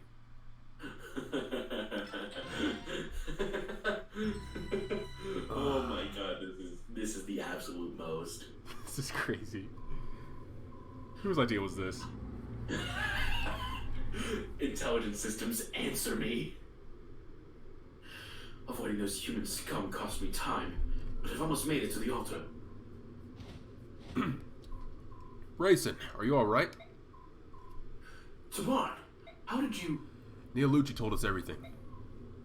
Oh, allow me to apologize. I left on my own without a word to you, and this is what happened. As long as you're unharmed, all is well. Let's go home. Please, give me a little time. I cannot allow these humans to remain in the forest. I understand how you feel, but we're completely outnumbered. Let us wait for another day. Once I stand at the altar, I can take care of them. Every one of them. You can't mean... Are you thinking of using that forbidden magic? Yes. I will sing those monsters to the dirge of ruin. Are you mad? You mustn't. I can't allow it. With permission or without, I do what I must. It is retribution for genocide. Retribution for this forest. Rayson, you must not let yourself be ruled by despair. Each member of the Heron tribe is an embodiment of balance. Do this, and you warp your very existence. That's what they all said. My family, my tribe. And then, they died. The humans were drunk with joy. They laughed, they sang, and then they slaughtered us like livestock. My mother, my brother, my elder sisters, even my infant sister, Leanne, all killed in a single night. Racing. I know. This thing I intend to do brings dishonor to my house, and yet I cannot forgive. Their past actions weren't enough, and their past actions weren't enough. Now they violate the sanctity of the Force without a trace of regret. Cursed humans. I will never forgive them. Don't you think we understand that? That's right. Prince Raisin, there's no need for you to reject your honor based on the likes of them. The tragedy of the Herons, the horror and pain of that night, lives in all of us. Let's return to Phoenix and think of a plan. You are right, this will not stand. The full power of the Hawk Nation is behind you. The humans will pay. As you wish. This freaking song. Let's go. It follows us wherever we go. Enough already. Lay down your arms and surrender. We will let you live. No, no. I am not giving up. I am not finished yet. Out of my way, penniless wretches. Your very existence is an insult to all that is beautiful. All you really want is my wealth and beauty. Miserable curs. You reek of poverty and envy. You're just another cur. Thank you, Dark Deity. Very cool. Oh, but I understand your emotions. Yes, I do. How could you sad vagabonds not want to be me? That's the last thing in the world. Silence! I am not going to be daunted by mean beggars such as you. Mean? He called us mean. These by you poo-poo meanie heads. In the name of the goddess, I, Oliver, Duke of Tanis, will smite your hideous evil. Look at Ike's face. 2 arms, 2 arms. Yes, I have 2 arms. Defend me with all the strength you possess. Oh, and bring me a little blue-haired route that is carrying what is out. While you're at it, oh my god. Oh, please. Oh my. Peg Knights? Here they come. Combat formation, everyone. Okie dokie. Okay. Now let's check what they all have. There are 3 different lines on the map as you continue west towards Oliver's position. Crossing the first one will make Tibarn, Uki, Janaf, and Racin appear as NPC units, so it is recommended that you gather your army together before sending anyone across. This means that you will have to use ranged weapons such as the javelin to take out the meteor-wielding main near the starting point. As sending a flyer over the trees to engage him in melee, we'll put that unit across the line. However, yeah, we don't have bolting.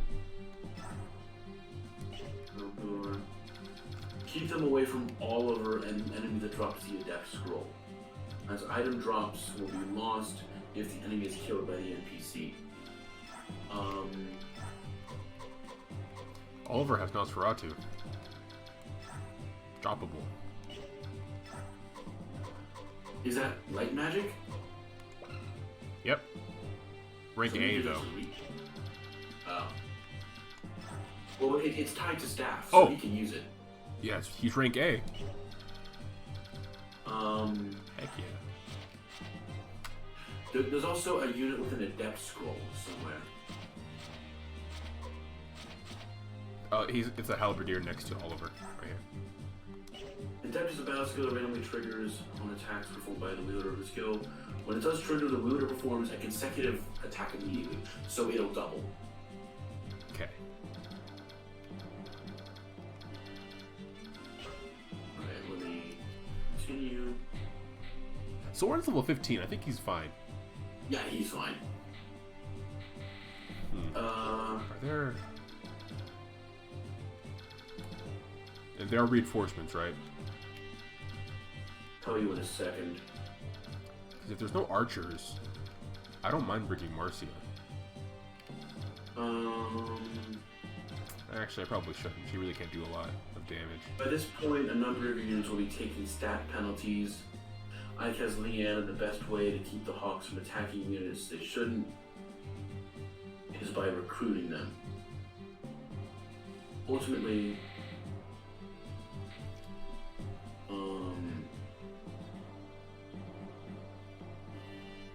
also note that if Uki, Janeth, and Rayson are defeated in this chapter, they still join your party in the next chapter.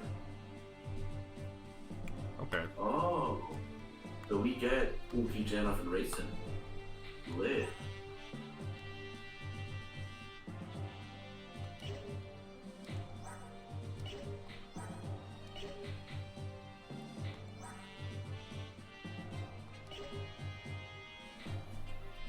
Oh, also they have the ancient language translations in this. So we saw Leanne at the beginning. She said, "Whatever is this? Then who are you?" And then, "Yeah, stay away, human." Before she fainted. And then she fainted. She died. She killed over.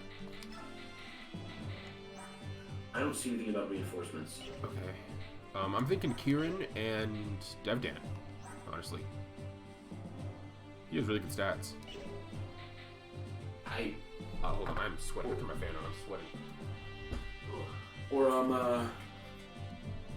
well, yeah, Devdan's level 4. What? I was about to say, what about, Rolf or Soth, but... I mean, Soth is Soth. So, So true. Rolf? I guess? I have... I mean, ultimately, it's your call.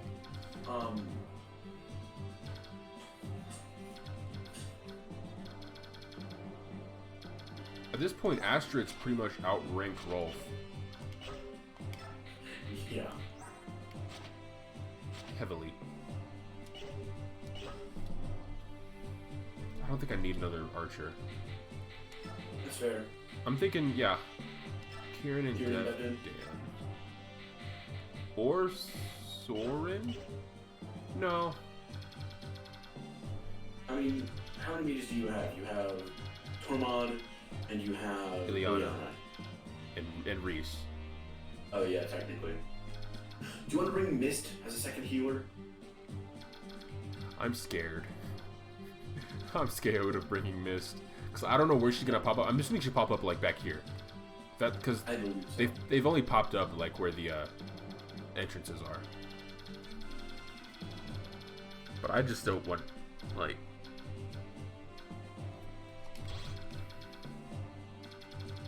So I should send a flyer?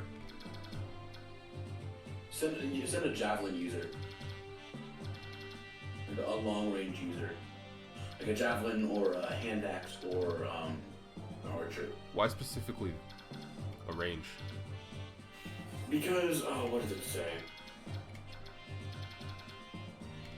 Here. Because, okay, because if you send a flyer over there to engage in melee, highlight the meteor mage real quick. Like, just go over them. There's a bunch of weapons, not a bunch of weapons, a bunch of units that can ambush them. And they'll get surrounded. I think is the idea. I mean, I can't... Can I even... Flyers can't even fly on these tiles. So I'd have to do it from, like... right here, I guess? Right there. Or snipe this guy. And take a spot. So you would have to use a javelin. You have to range over the javelin to take out a medium with a range. And sending a flyer over the trees to engage in melee we'll put that unit just across the line. What do you mean the line? That is Griffin to catch the Oliver and attack. There are 3 different lines on the map as you continue west towards Oliver's position. I don't think you can see them, though. Yet, at least. There are 3 different lines on the map as you continue west towards Oliver. Crossing the first one will make Tibarn, Uki, and Janoff and Racing appear as NPC units. Oh, okay, I see. Okay. If you send a flyer after that mage immediately, the birds will come in immediately. And they're suggesting that you get everyone together, you regroup, and then send everyone over as like one big force before calling them in. Huh? Like, okay, so if immediately, if your first move is to send Jill over to kill the Meteor Knight, or the Meteor Mage, then as soon as you do that, the birds will come in as NPCs. And they're suggesting you get the entire army ready to cross over that line before doing that. Before I attack the mage. Before you attack the Meteor Mage. So once I engage attack with him, they'll come in? I suppose. I don't think it's a engage attack with him, but by going over to him, you're going to cross that line that triggers into. I see. So, okay.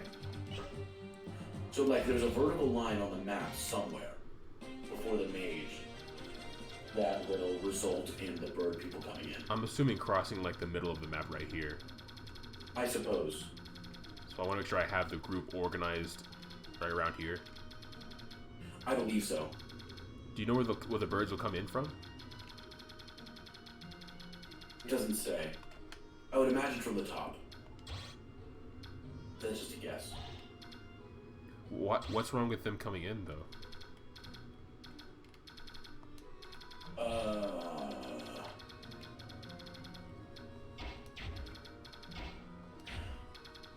I think the idea is that it's just trying to keep you from keeping your army too spread out.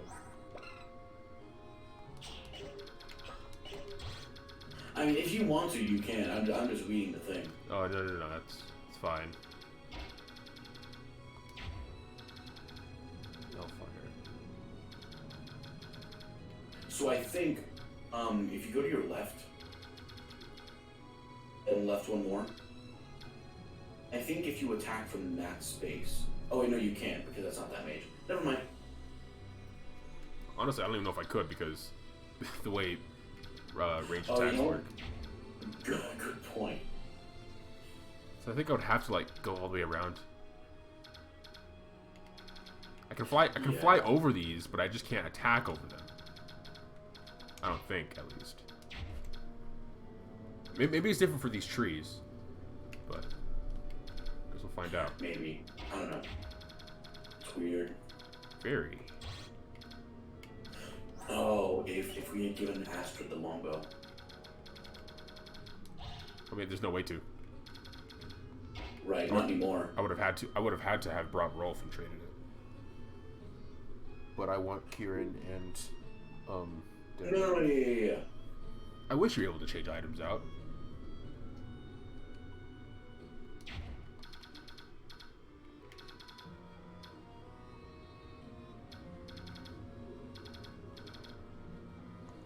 Heavy spear, that's armor units. Oh, Reese is in big danger. Form up! Surround them all!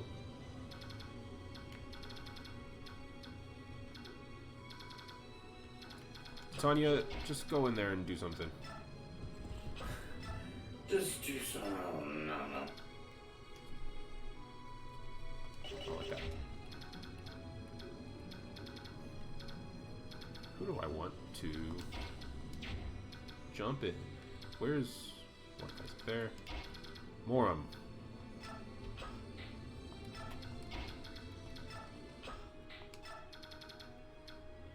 Oh.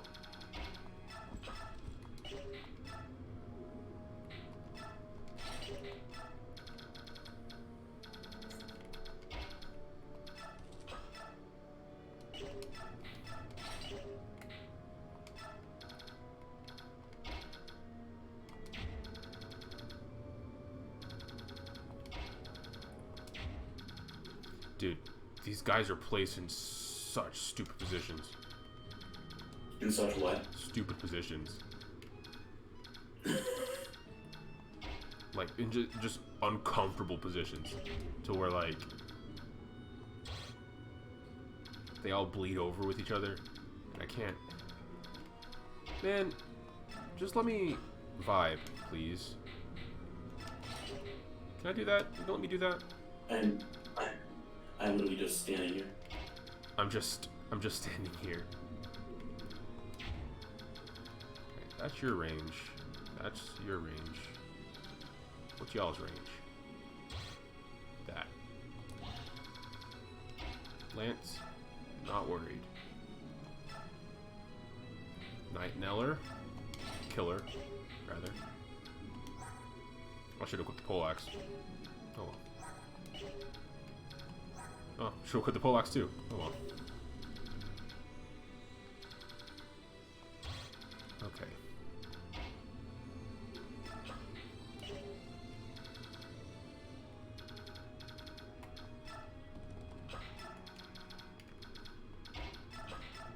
Okay, kiddos.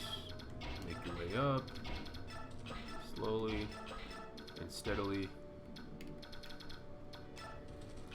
Okay, this is gonna be fun. It'll be fun. It'll be fun. If I say it enough times, you'll eventually think it, right? That did damage. It's a lot of damage. That's a lot of damage. Uh-oh, Big Daddies are moving. I don't know why I called them that. You know, I don't know either, and frankly, it was upsetting. Jill! Oh, it's always Jill. Jill. It's all that racism clouding her aim. Yeah. She's gonna get sniped by Meteor, isn't she? Don't kill. Oh god. Oh my god. That was so intimidating. That was scary. That was so intimidating. That was scary. She can shoot through trees. Fun. That was scary. I'm scared. Oh my god, this sucks. Boyd's in trouble. So is Jill. Jill, just go away. Jill, go away. I can't believe intelligent systems woke up the day they were developing this chapter and chose violence. They really said, what if we make the longest chapter in Fire Emblem history? Remember the stuff we pulled with genealogy? Ain't got nothing on this idea. I'd rather play genealogy than deal with this. I'm scared. Mordecai, hurry up and transform. Night Killer. 26. You know what? Damage is damage. Always has been. What's your range? About C2 to C5. Okay. Or like E2. I don't know mine, honestly. Because Depends on the day. Depends on the time of day.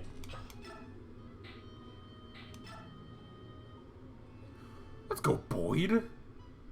Yeah, do it. I really don't care at this point. I'm Boyd. I'm getting tired. I'm gonna start making dumb mistakes. So I should save state very often. Do what? I should save state very often because I'm gonna be slipping up. Cause I'm getting delirious. I mean, I guess that's kind of the point. I see what they're going for, but why? Yeah.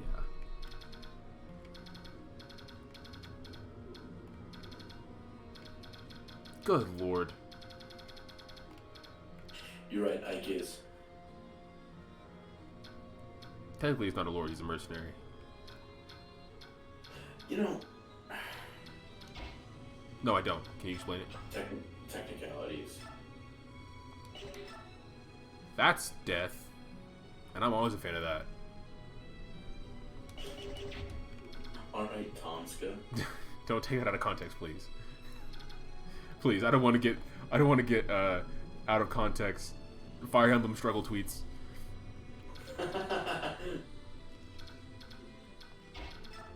What are you gonna do? What are you gonna do, huh? What are you gonna do? Damage, that's what. Not against Ike. Dang, those stat drops. Screenshot of the big house thing, Nintendo's response, and the Age of Calamity thing, and it says Nintendo and the terrible, horrible, no good, very bad PR day. Oh, what? That's a title of something, right? Alexander and the terrible, horrible, no good, very bad day. Yeah. Nintendo and the terrible, horrible, no good, very bad PR stunts. Very bad PR day. Guys. The terrible, horrible, no good, very bad Wi-Fi service. Guys, please help me out here.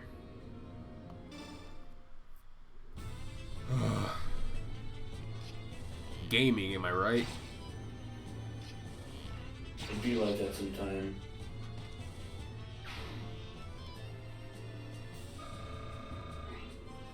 Let's go, Astrid.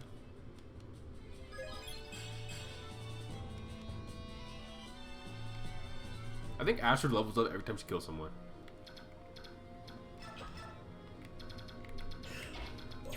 Doesn't she have a skill that bolsters her XP? Yes, that is, yeah. She earns double XP or something?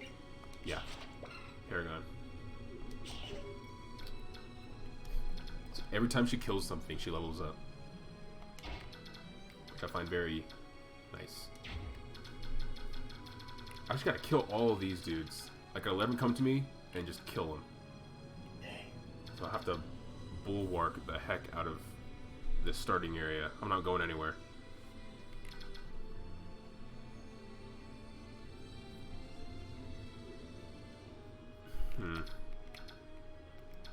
Jill's in danger. That meteor bothers me. To no one's surprise. Jill, go over here, please. Go in the corner. Okay.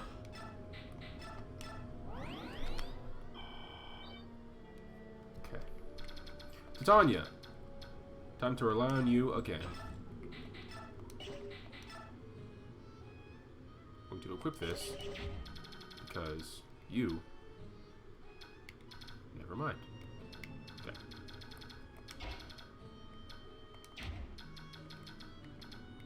Out of range of these dudes. Okay, I'm gonna have Tormod kill him. Nope, just kidding. Okay. Stephanie? Stephanie? From Game Theory Live? What? Stephanie from Game Theory Live, GT Live. Oh my god. Oh, did you see the food theory from today? I haven't been keeping up with it. I need to catch up. Food theory is pretty fun.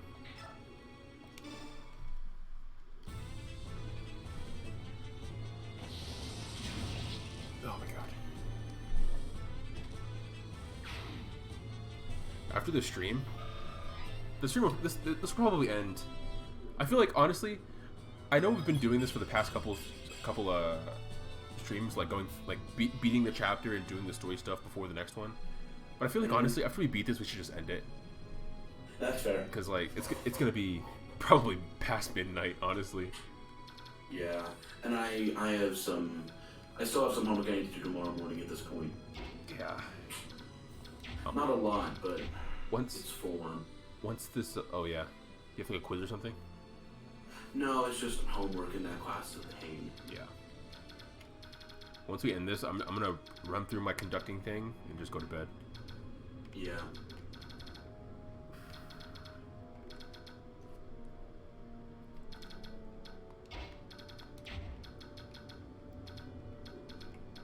Unless you want to save in the middle of the chapter and call it now. Your call. Would that be for the best? Ultimately, it's your call. I mean, because I don't want to like, because you're stuck with this with me, so I don't want to like keep you too long if you want to like take care of homework and stuff. Honestly, at this point, I'm not gonna do it tonight anyway, because it's already kind of late and I'm already in like the bedtime mentality. Oh, okay. So we're 2 turns into this chapter.